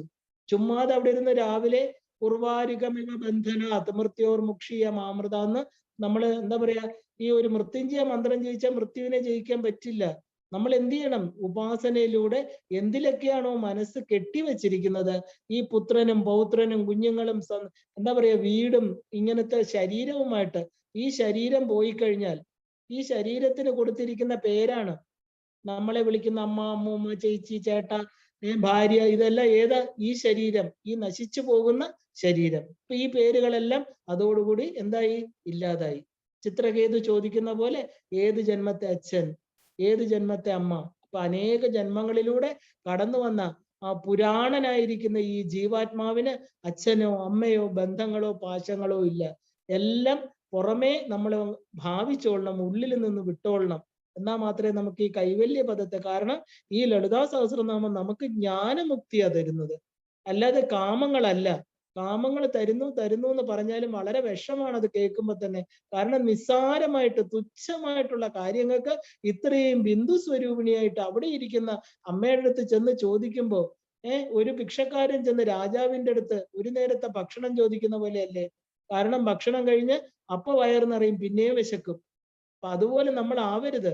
കാരണം രാജാവിന്റെ അടുത്ത് ചെന്നാൽ രാജകീയമായിട്ടുള്ള കാര്യങ്ങൾ ചോദിക്കണം, അല്ലേ? അദ്ദേഹത്തിന്റെ കഴിവിനനുസരിച്ചുള്ളത് ചോദിക്കണം. ഒരു രാജാവിന് ഒരു ഭക്ഷണം തരിക വലിയ കാര്യമാണ്, അവിടെ നിസ്സാരമായിട്ട് ഒരു ഇലയിട്ട് തരും. അതുപോലെ ഈ രാജരാജേശ്വരിയുടെ അടുത്ത് ചെന്ന് അമ്മ എനിക്ക് ഇനി ജന്മം തരൂ എന്ന് പറഞ്ഞ് ഈ കർമ്മമണ്ഡലത്തിലേക്ക് പിന്നെയും വരണോ, അതോ അമ്മയുടെ അടുത്ത് ഇരുന്ന് ആ ഒരു മുക്തി പ്രാപിക്കണോ? നമ്മൾ ചിന്തിക്കേണ്ട കാര്യമാണത്. അപ്പൊ വിവേകാനന്ദൻ യഥാർത്ഥ ജ്ഞാന സ്വരൂപിണി. കാരണം ദുർഗ എന്ന് പറയുന്നത് സർവ കർമ്മപ്രാപ്തിയാണ്, പക്ഷേ ലളിത എന്ന് പറയുമ്പോൾ ജ്ഞാനസ്വരൂപിണിയാണ്. സരസ്വതി വിദ്യാസ്വരൂപിണിയാണ്. സരസ്വതി എന്ന് പറയുന്ന അക്ഷരജ്ഞാനം, ഭൗതികമായിട്ടുള്ള എല്ലാ അറിവുകളും കിട്ടണമെങ്കിൽ സരസ്വതിയെ ഉപാസിക്കണം.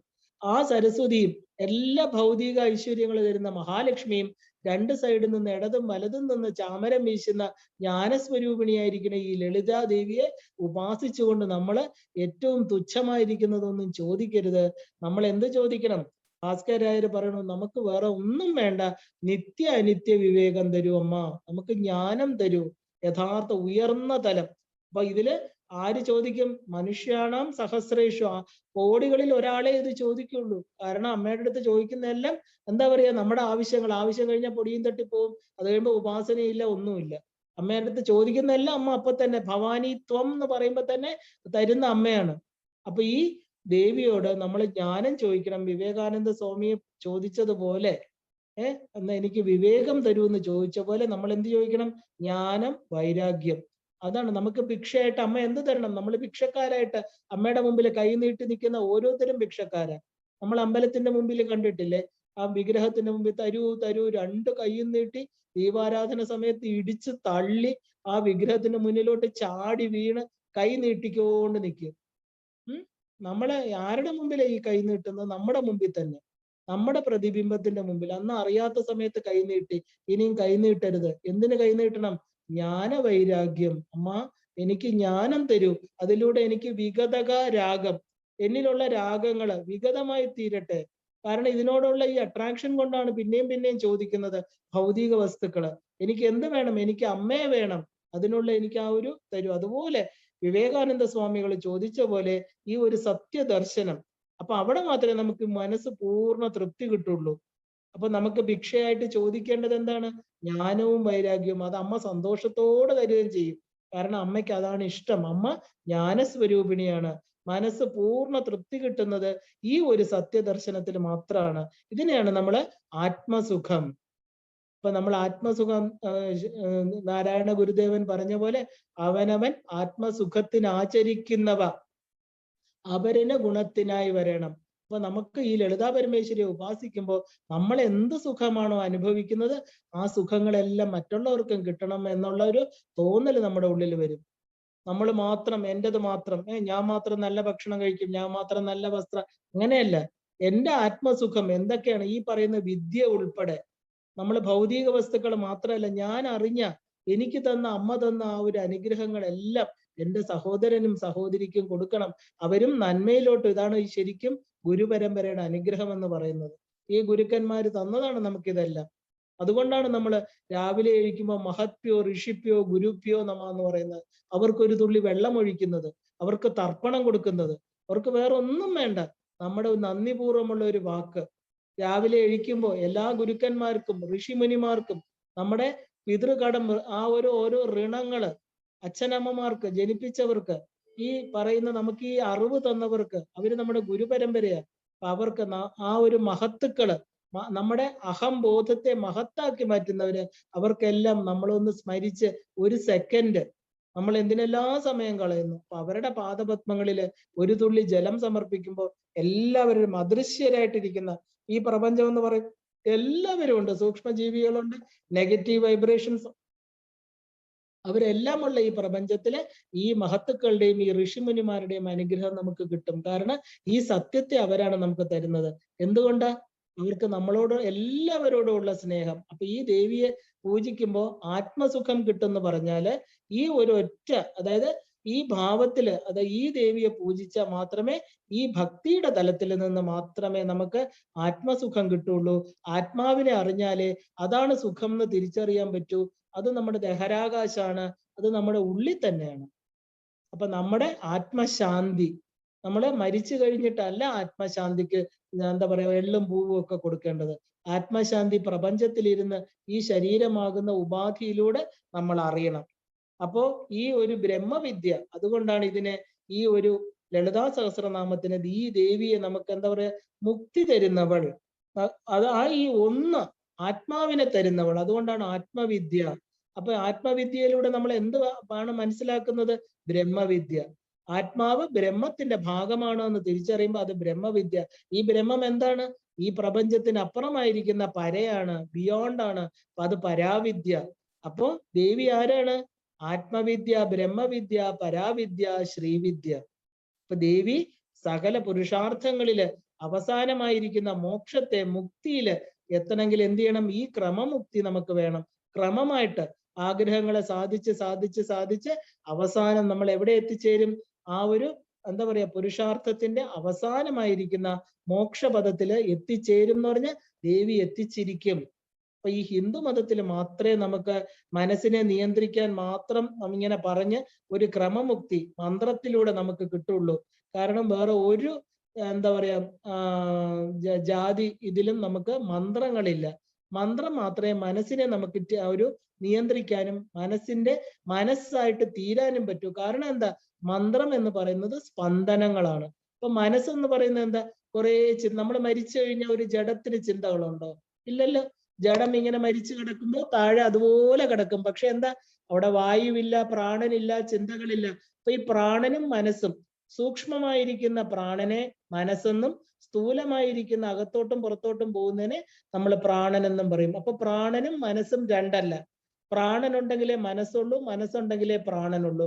പ്രാണൻ എന്ന് പറയുന്നത് 21,600 പ്രാവശ്യം നമ്മള് അകത്തോട്ടും പുറത്തോട്ടും സഞ്ചരിച്ചുകൊണ്ടേയിരിക്കണം. അപ്പൊ അതുപോലെ തന്നെ അത്രയും വിക്ഷുബ്ധമായിരിക്കുന്ന മനസ്സെന്ന് പറയുന്ന ചിന്തകളുടെ ഒരു പ്രവാഹമാണ്. അപ്പൊ ഈ മനസ്സ് എന്ന് പറയുന്നതിനകത്ത് നമുക്ക് എത്തിച്ചേരണമെങ്കിൽ എന്തിലൂടെ പറ്റുള്ളൂ? ഈ ചെറിയ സ്പന്ദനങ്ങളിലൂടെ, മന്ത്രത്തിലൂടെ മാത്രമേ നമുക്ക് മനസ്സിനെ നിയന്ത്രിക്കാൻ പറ്റൂ. അപ്പൊ ജപിക്കുന്നവനെ മനനാൽ ത്രായതേ ഇതി മന്ത്രം. അപ്പൊ ജപിക്കുന്നവനെ രക്ഷിക്കുന്നത്, മനനം കൊണ്ട് രക്ഷ നേടാൻ പറ്റുന്നതാണ് മന്ത്രം. അപ്പൊ ഇതൊരു ശബ്ദശാസ്ത്രമാണ്. ഈ ശബ്ദത്തിന്റെ ശക്തി നമുക്കറിയാം. ബിഗ് ബാങ് തിയറിയൊക്കെ അറിയാം. ഈ പ്രപഞ്ചം എങ്ങനെ ഉണ്ടായി? ഒരു വലിയ വിസ്ഫോടനത്തിലൂടെ ആ ഒരു ബിന്ദു അവിടെ ഇങ്ങനെ വളരെ എന്താ പറയാ സാന്ദ്രമായിരിക്കുന്ന ബിന്ദു പൊട്ടിത്തെറിക്കുകയും പല കഷ്ണങ്ങളായിട്ട് വീഴുകയും ആ ഒരു കാളി സ്വരൂപം ഒരു ഇരുട്ട് എന്ന് പറയുമ്പോൾ അതിനെ നമ്മൾ എന്താ പറയാ ബ്ലാക്ക് മാറ്റർ എന്നൊക്കെ പറയാം. ബ്ലാക്ക് മാറ്റർ എന്നൊന്നും പറഞ്ഞൊന്നുമില്ല. അവിടെ മുഴുവനും ചൈതന്യം മാത്രമേ ഉള്ളൂ. ആ ചൈതന്യത്തിന്റെ ഒരു ഭാഗം സാന്ദ്രീഭൂതമായിട്ട് അവിടെ നിന്ന് പൊട്ടിത്തെറിച്ച് ആ ഒരു അത് അത്യധിഷ്ഠ ദശാങ്കുലം 90% അങ്ങനെ തന്നെ ഇരിപ്പുണ്ട്. ആ ഒരു ബ്ലാക്ക് ഹോൾ അല്ലെങ്കിൽ എനർജി അവിടെ നിന്ന് വളരെ കുറച്ച് ഭാഗം ഒരു 10% പൊട്ടിത്തെറിച്ച് പ്രപഞ്ചമായിട്ട് തീർന്നു. ഈ പൊട്ടിത്തെറിച്ച് എന്തായിട്ട് തീർന്നു? നമ്മൾ വിഷ്ണുവിന്റെ ഭാഗങ്ങളായിട്ട് പുഴകള്, കടലുകള്, കുന്നുകള്, പർവ്വതങ്ങള്, ഈ പറയുന്ന എന്താ പറയാ വൃക്ഷങ്ങള് എല്ലാം ഇതിൽ നിന്നുണ്ടായി എന്ന് നമ്മൾ വിഷ്ണു പുരാണമൊക്കെ പറയുന്നുണ്ട്. അപ്പോ ഈ ഒരു എന്താ പറയാ ശബ്ദത്തിൽ നിന്നാണ് പ്രപഞ്ചം ഉണ്ടായത്. ഈ ശബ്ദം എന്തായിരുന്നു? ആദി ശബ്ദം. പഞ്ചമഹാബീജങ്ങള് അതിനു മുമ്പിൽ തന്നെ ഉണ്ടായിരുന്നു. കാരണം എന്താ? ഈ ശബ്ദ ലയനം എല്ലാം എവിടെ? ബ്രഹ്മത്തിനകത്ത് സ്പന്ദനങ്ങൾ ഉണ്ടായിരുന്നു. ആ സ്പന്ദനങ്ങളൊന്നും പ്രകടീകൃതമായിരുന്നില്ല. അപ്പൊ അതിനെ എന്താ പറയാ ശാന്തമായിട്ട് നിർവികാരമായിട്ട് നിഷ്പ്രപഞ്ചമായിട്ടിരുന്ന സമയത്ത് ഇത് എന്താ നമുക്ക് പുറത്തൊന്നും കാണാൻ പറ്റിയില്ല. ഇത് പുറത്ത് ഭാസിക്കുക, ആഭാസം എന്ന് പറഞ്ഞാൽ പ്രകടീകൃതമാവുന്ന സമയത്ത് പ്രകടമാവണമെങ്കിൽ എന്ത് വേണം? എന്ത് കൊണ്ടാണെങ്കിലും ഒരു ശക്തി വേണം. ആ ശക്തി കൊണ്ടാണ് ഈ ബ്രഹ്മം അവിടെ നിന്ന് ഇങ്ങനെ പൊട്ടിത്തെറിച്ചു എന്ന് പറയുന്നത്. ആ പൊട്ടിത്തെറിക്കുന്ന ശബ്ദം അത് നാദത്തിലൂടെയാണ്. അപ്പൊ ആദ്യം നമ്മൾ എന്താ ഒരു ബിന്ദു സാന്ദ്രമായിട്ടുള്ള അവസ്ഥ അവിടെ നിന്ന് പൊട്ടിത്തെറിക്കുന്നത് നാദത്തിലൂടെയാണ്. ആ നാദത്തെ നമ്മൾ പ്രണവം എന്ന് പറയുന്നു. ആ പ്രണവ മന്ത്രത്തെയാണ് ഓംകാരം. ഏത് മന്ത്രവും ഏത് കാര്യം ജപിക്കുമ്പോഴും ഓം ഇത്യേകാക്ഷരം ബ്രഹ്മ. ഈ ഓം എന്ന് പറയുന്ന ഏക അക്ഷരമാണ് ബ്രഹ്മസ്വരൂപം. അതിൽ നിന്നാണ് ബാക്കി എല്ലാം വന്നിരിക്കുന്നത്.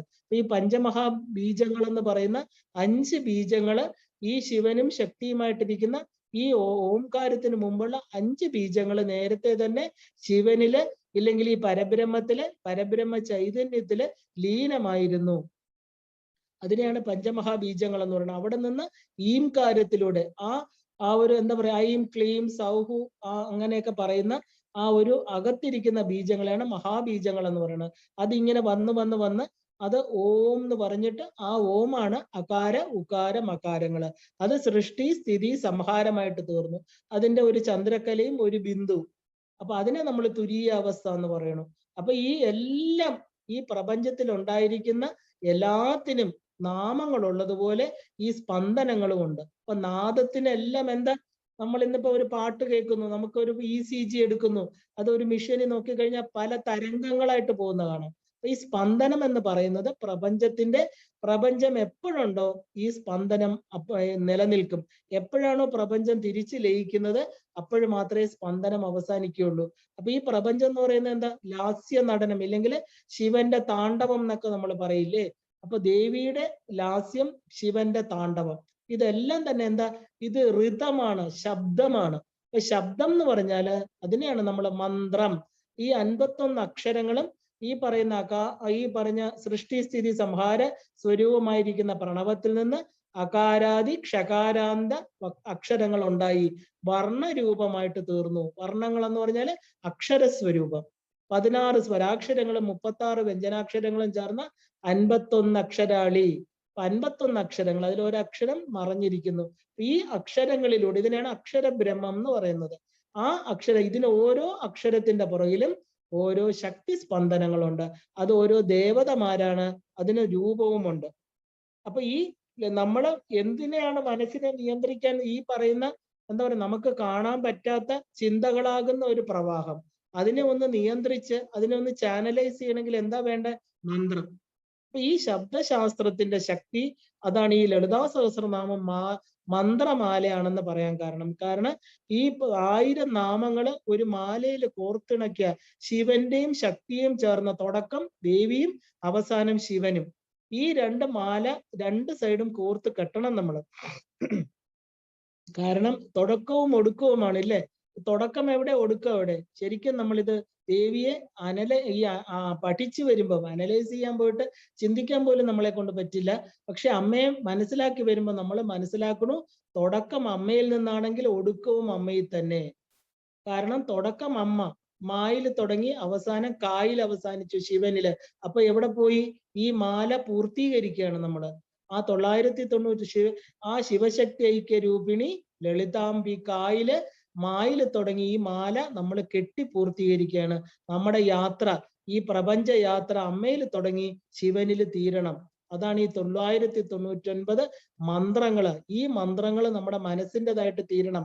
മനസ്സിനെ മനനം ചെയ്തുകൊണ്ട് ജപിക്കുന്നവനെ രക്ഷിക്കുന്നതാണ് മന്ത്രം, അല്ലെ?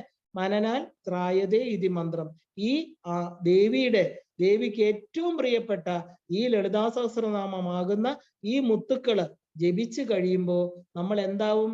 അമ്മ എന്ന് പറയുന്ന പ്രകൃതിയിൽ നിന്ന് നമ്മള് അച്ഛനാകുന്ന ശിവനിൽ ചെന്നിട്ട് അവിടെ നമുക്ക് എന്താ?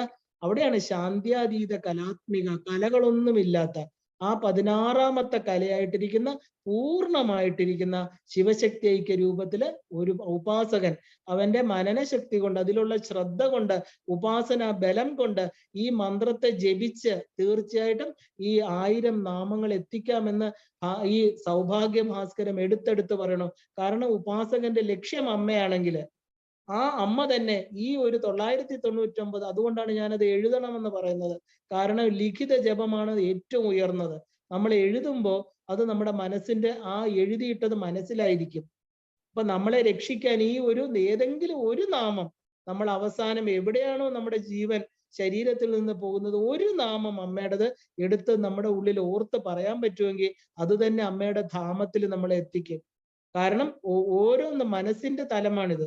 കാരണം മനസ്സ്, ബുദ്ധി, ചിത്തം, അഹങ്കാരം, ഇതില് ഈ പറഞ്ഞ അഹങ്കാരം എന്ന് പറയുന്ന അഹം ഈ പറഞ്ഞ പ്രപഞ്ച ഉൽപ്പത്തി സമയത്ത് ആ മഹത്തിനോട് ഏറ്റവും അടുത്ത് നിൽക്കുന്നതാണ് അഹം. മഹത്താണ് അഹമായിട്ട് മാറുന്നത്. അഹം മഹത്തായിട്ടും തീരും. അപ്പൊ ഈ ബിന്ദുവിൽ നിന്ന് നാദത്തിലൂടെ, ഈ നാദസ്വരൂപിണിയായിരിക്കുന്ന അമ്മയിലൂടെ സദാ ഈ മന്ത്രങ്ങൾ ജപിച്ച് നമുക്ക് തിരിച്ച് നമ്മുടെ യാത്ര എവിടെ തുടങ്ങിയോ അവിടെ പൂർത്തീകരിക്കുക. അതാണ് അമ്മയുടെ കഴുത്തിലിടുന്ന മാല പൂർണ്ണമായിട്ട് കെട്ടി ആ മേരു 108 മണികളുള്ള മാലയില് അതിന്റെ മേരുദണ്ഡം എന്ന് പറയും. അതിന്റെ ഏറ്റവും അവസാനമായിരിക്കുന്ന 108ാമതിരിക്കുന്ന മണി, ആ മണി അതിൽ നമ്മൾ എത്തിച്ചേരുമ്പോൾ എവിടെയാണ്? ശരിക്കും മണിദ്വീപത്തിലെത്താം. നമ്മുടെ ഈ യാത്ര കറക്റ്റായിട്ട് ആ ഒരു ശ്രദ്ധയോടുകൂടി, സമർപ്പണത്തോടുകൂടി നമ്മൾ ചെയ്യുകയാണെങ്കിൽ ഈ നാമം പഠിച്ചു കഴിയുമ്പോൾ നമ്മൾ ഓരോരുത്തർക്കും ലളിതാ പരമേശ്വരി ഉപാസ്യ ദേവത ആണെങ്കിൽ ഓരോരുത്തർക്കും ആ ധാമത്തിൽ എത്തിച്ചേരാൻ പറ്റും. ഇതാണ് വേറൊരു രഹസ്യം. അതുകൊണ്ടാണ് ഇതിന്റെ മന്ത്രമാല എന്ന് പറയുന്നത്. അപ്പോ ഈ എന്ത് ചെയ്യണം?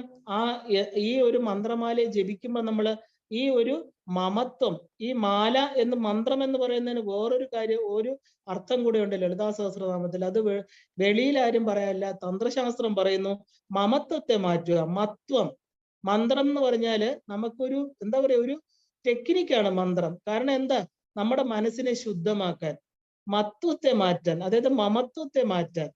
ആ ഒരു ശരിക്കും പറഞ്ഞ അവിദ്യ മനനം കൊണ്ട് നമുക്കൊരു മന്ദതയുണ്ട്. നമ്മളെല്ലാം ഈ പ്രപഞ്ചവുമായിട്ട് ഒരു ആലസ്യം, അല്ലെ? ആ ഒരു അതിനെ നമ്മൾ എന്താ പറയുക, തമോ ഗുണം എന്നൊക്കെ പറയും. ആ ആലസ്യത്തെ മാറ്റി നമ്മളെ അലേർട്ടാക്കി നമ്മൾ ഏത് ഉപാസനയിലാണോ ഇരിക്കുന്നത് അതിൽ നമ്മൾ ശുദ്ധതയോടുകൂടി ഇരുത്തുന്നതാണ് ഈ മന്ത്രം, ഈ മന്ത്രസ്പന്ദനം. അപ്പൊ നമ്മൾ ഈ മന്ത്രം, ഈ ഊർജം മനസ്സിനെ എപ്പോഴും ബാഹ്യമായിരിക്കുന്ന വസ്തുക്കളിൽ പ്രയോഗിക്കുമ്പോൾ മനസ്സ് കൂടുതൽ ജഡമായിട്ട് തീരും. അതേസമയം ഈ മന്ത്രമാണ് ജപിക്കുന്നെങ്കിലോ കൂടുതൽ ചൈതന്യവത്തായിട്ട് തീരും. അപ്പൊ ഈ ലളിതാ സഹസ്രനാമം എന്ന് പറയുന്ന മാലാമന്ത്രത്തില് ഉപാസ്യ ദേവതയുടെ ആ മന്ത്രം ജപിക്കുമ്പോ എന്താ? നമ്മുടെ മമത്വം, നമ്മൾ ഈ പറഞ്ഞ എന്താ പറയാ, ദേവി മഹാത്മ്യം എന്ന് പറയുന്നത് ലളിതാ സഹസ്രനാമത്തിന്റെ വെറും 2 നാമത്തിന്റെ എക്സ്പാൻഷൻ ആണെന്ന് പറയും. എന്താണ്? മമത്വം, ഇല്ലേ?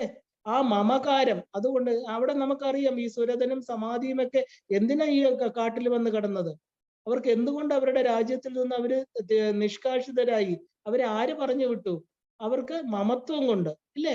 സുരഥനും അതെ, സമാധിയും അതെ, ഈ വൈശ്യനും അതെ, രാജാവും അതെ. രാജാവിന് കുറ്റബോധം, വിഷമം, അവിടുത്തെ എല്ലാരും പുറത്താക്കി. എന്നിട്ട് കാട്ടിൽ ചെന്നിട്ട് മമത്വം. വൈശ്യനും അതുപോലെ. വൈശ്യന്റെ ധനമെല്ലാം കഴിഞ്ഞു, അയാളുടെ ആവശ്യം കഴിഞ്ഞു, പ്രായമായപ്പോൾ അയാളെയും പറഞ്ഞു വിട്ടു. അപ്പൊ ഈ 2 പേർക്കും കാട്ടിൽ ചെന്നിട്ട് എന്താണോ അവരുടെ മനസ്സിനെ മഥിച്ചുകൊണ്ടിരുന്നത്? മമത്വം. അപ്പൊ ഈ മമത്വം, ഈ മമകാരം ഇല്ലാതാക്കുന്ന ഏക വസ്തുവാണ് മന്ത്രം. ആ മന്ത്രം കൊണ്ട് നമ്മൾ, അപ്പൊ അവിടെ എന്താ ഈ ദേവി കൊടുത്തത് അവർക്ക്? ഈ ദേവി സൂക്തം, ഇല്ലേ? ആ മമകാരത്തെ ഇല്ലാതാക്കാൻ അവര് ദേവി സൂക്തം ജപിച്ച് അവര് ദേവിയുടെ അനുഗ്രഹത്തിന് പാത്രീഭൂതരായി. അതുപോലെ നമ്മളും എന്തിലൊക്കെയാണോ നമ്മുടെ മനസ്സ് മമത്വത്തിലിരിക്കുന്നത്, ഈ മന്ത്രം കൊണ്ട്, ഈ ലളിതാ ത്രിപുരസുന്ദരിയുടെ മഹാമന്ത്രം, ഈ അഹംബോധത്തെ മഹത്താക്കി തീരുന്ന ആ ഒരു മന്ത്രം കൊണ്ട് ഈ മമകാരത്തെ ഇല്ലാതാക്കി നമ്മൾ എന്ത് ചെയ്യണം? അവിദ്യ ഇല്ലാതാക്കണം, മനനം കൊണ്ട് തരണം ചെയ്യണം. അപ്പൊ അതുകൊണ്ടാണ് നമ്മൾ ഈ സാധാരണഗതിയിൽ വേദങ്ങൾ പറയുമ്പോഴും തന്ത്രശാസ്ത്രം പറയുമ്പോഴും രണ്ടെണ്ണം പറയണ്ട. സത്യം വദിഷ്യാമി, ഋതം വദിഷ്യാമി എന്ന് പറയും ഇല്ലേ? മന്ത്രങ്ങൾക്കെല്ലാം രണ്ട് കാര്യങ്ങളുണ്ട്. സത്യം എന്ന് പറയുന്നത് എന്താ? സത്യം നമ്മൾ കാണപ്പെടുന്നതാണ്. നമ്മൾ എന്ത് കണ്ണുകൊണ്ട് കാണുന്നോ അതിനെ നമുക്ക് സത്യം എന്ന് പറയാം. അപ്പൊ പറയാം, എന്റെ കണ്ണുകൊണ്ട് കണ്ടത് ഞാൻ വിശ്വസിക്കാണ്ടിരിക്കില്ല, എന്റെ കണ്ണ് സത്യമാണ് പറയണത് എന്നൊക്കെ നമുക്ക് പറയാം അല്ലേ? അപ്പൊ കാണപ്പെടുന്നതെല്ലാം സത്യം. ഋതം എന്ന് പറഞ്ഞാൽ എന്താ? ഋതം എന്ന് പറഞ്ഞാൽ കാണാത്തത്. പക്ഷെ നമുക്കറിയാം അത് ഉണ്ടെന്ന്. നമുക്ക് പ്രാണനുണ്ടെന്ന് നമുക്കറിയാം, നമ്മുടെ ശരീരത്തിൽ എന്തോ പ്രവർത്തിപ്പിക്കുന്നുണ്ട് എന്ന് നമുക്കറിയാം. നമ്മൾ മരിച്ചു എന്ന് പറയുന്നത്, ഇല്ലെങ്കിൽ ശരീരം പോയി എന്ന് പറയുന്നത്, നമ്മൾ മൃതമായി എന്ന് പറയുന്നത് എന്തോ ശരീരത്തിൽ നിന്ന് പോകുന്നുണ്ടെന്ന് അറിയാം. നമ്മുടെ ഫ്രിഡ്ജിനെ പ്രവർത്തിപ്പിക്കുന്ന, നമ്മുടെ ഫാൻ പ്രവർത്തിക്കുന്നത് അത് നമുക്കറിയാം ഇലക്ട്രിസിറ്റി കൊണ്ടാണ്. ഇലക്ട്രിസിറ്റി ഇല്ലെങ്കിൽ ഇതൊന്നും നടക്കില്ല. ഇലക്ട്രിസിറ്റി പല നാമരൂപങ്ങളിലൂടെ വരുമ്പോൾ ഗീസറായിട്ട്, ഫ്രിഡ്ജായിട്ട്, ലൈറ്റായിട്ട് പല പല രൂപങ്ങളിൽ വരുന്നു. അതുപോലെ ഈ ഇലക്ട്രിസിറ്റി എന്ന് പറയുന്ന ഒരു ജീവശക്തി നമ്മുടെ ഉള്ളിലുണ്ട്. ആ ജീവശക്തി പോകുമ്പോൾ നമ്മുടെ പ്രവർത്തന രഹിതമായിരിക്കുന്ന ശരീരം അവിടെ വീണു പോകും എന്ന് നമുക്കറിയാം. അപ്പൊ ഇതിനെ നമുക്ക് കാണാൻ പറ്റില്ല, ഒരിക്കലും അനുഭവിക്കാനേ പറ്റുള്ളൂ. നമുക്കത് മനസ്സിലാക്കാൻ പറ്റും ബുദ്ധിയില്, പക്ഷെ അത് ഇല്ലാന്ന് പറയാൻ പറ്റില്ല. അപ്പൊ അതിനെയാണ് നമ്മൾ ഋതം എന്ന് പറയുന്നത്. ഈ സത്യം വദിഷ്യാമി, സത്യം കാണുന്നതാണ്, ഋതം കാണുന്നില്ല, പക്ഷെ അത് ഉണ്ട്. അതിനെയാണ് ഈ പ്രപഞ്ചത്തിന് ചലനമുണ്ട്, ഭൂമി കറങ്ങുന്നുണ്ട്, ഇവയെല്ലാം ഋതങ്ങളാണ്. അപ്പൊ നമുക്ക് ഋതം എന്ന് പറഞ്ഞാൽ നമ്മൾ കാണപ്പെടാത്ത ഒന്നും ഉണ്ടെന്ന് നമ്മൾ അക്സെപ്റ്റ് ചെയ്തേ പറ്റൂ, ഇല്ല എന്ന് പറയാൻ പറ്റില്ല. അപ്പൊ 24 മണിക്കൂറും ഭൂമി അതിന്റെ സ്വന്തം അച്ചുതണ്ടി കറങ്ങണു, ഈ പ്രപഞ്ചത്തിൽ എല്ലാ കർമ്മങ്ങളും നടക്കുന്നു. ഇതിന്റെ പിറകിലുള്ള ശക്തി ആര്?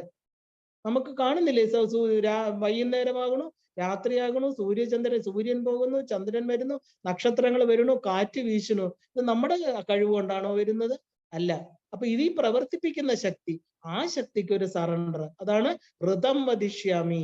അപ്പൊ നമ്മൾ ഋതമുണ്ട് നമുക്ക് പ്രപഞ്ചത്തോട്, നമ്മൾ ഈ കാണാത്ത ശക്തിയോട്, നമ്മളെ പ്രവർത്തിപ്പിക്കുന്നതിനോട്.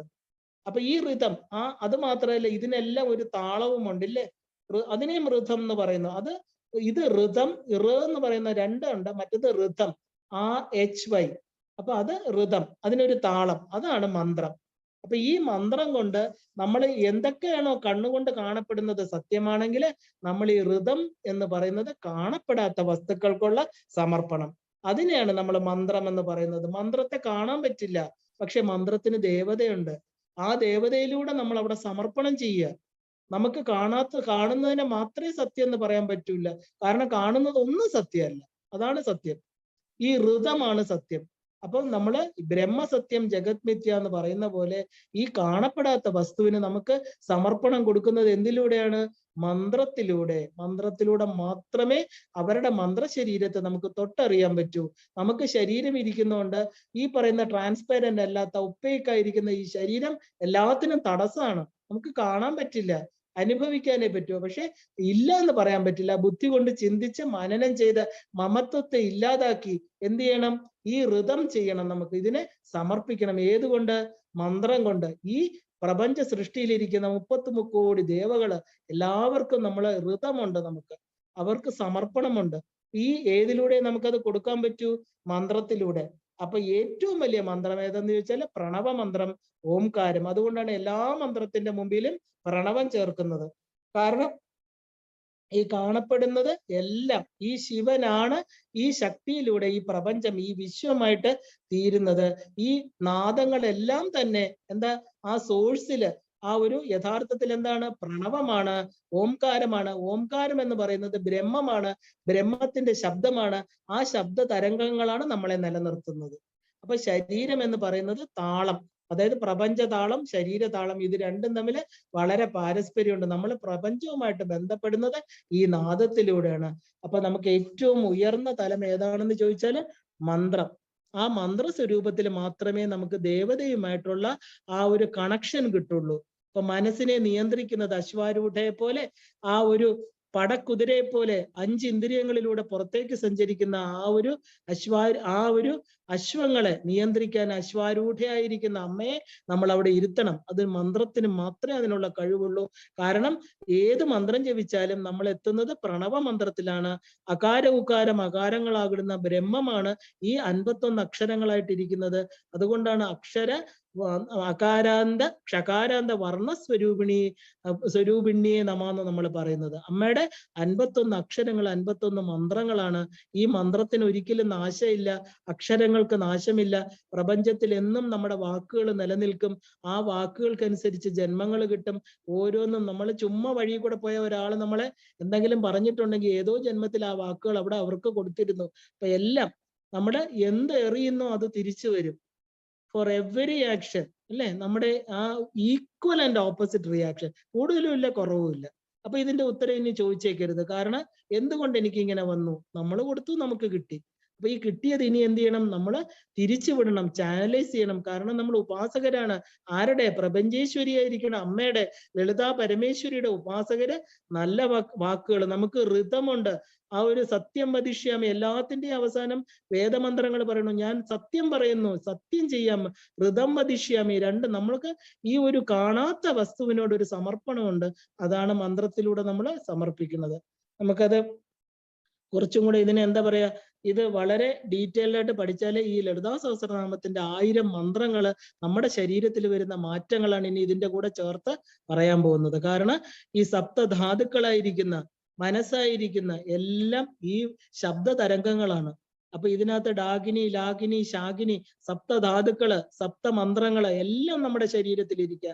ഇത് ഓരോന്നും ജപിക്കുമ്പോൾ, അതുകൊണ്ടാണ് ലളിതാ സഹസ്രനാമം ഓടി നടന്ന് ജപിക്കരുത്. ഒരിടത്ത് ഇരുന്ന് ഒരു 20 മിനിറ്റെങ്കിലും എടുത്ത് വ്യക്തമായിട്ട് മനസ്സിൽ പറഞ്ഞ് ജപിച്ചു പോവുക. അത് നമ്മുടെ ശരീരത്തിൽ തരംഗങ്ങൾ ഉണ്ടാക്കും, പ്രത്യേകിച്ച് പഞ്ചദശി ജപിക്കുന്ന ശരീരങ്ങളിൽ. അപ്പൊ ഈ ദേവി ആവിർഭൂതയായി നമ്മുടെ ഉള്ളിലെ ചിദഗ്നി കുണ്ടത്തിൽ തന്നെ വന്ന് നമുക്ക് എന്ത് ചെയ്യണം, നമ്മുടെ ദേവന്മാരെ, ഇന്ദ്രിയങ്ങളെ, നമ്മുടെ പോസിറ്റീവ്നെസ്സിനെ സംരക്ഷിക്കാൻ അമ്മ സദാ നമ്മുടെ കൂടെ ഉണ്ടായിരിക്കണം. കാരണം ഇല്ലേ നമ്മൾ അസുരന്മാരുടെ പിടിയിൽ പെട്ടുപോകും. അപ്പൊ ദേവി നമ്മുടെ കൂടെ ഉണ്ടാവട്ടെ. നാളെ നമുക്കിത് വീണ്ടും ബാക്കി കാണാം. എല്ലാവർക്കും ശ്രീമാത്രേ നമഃ.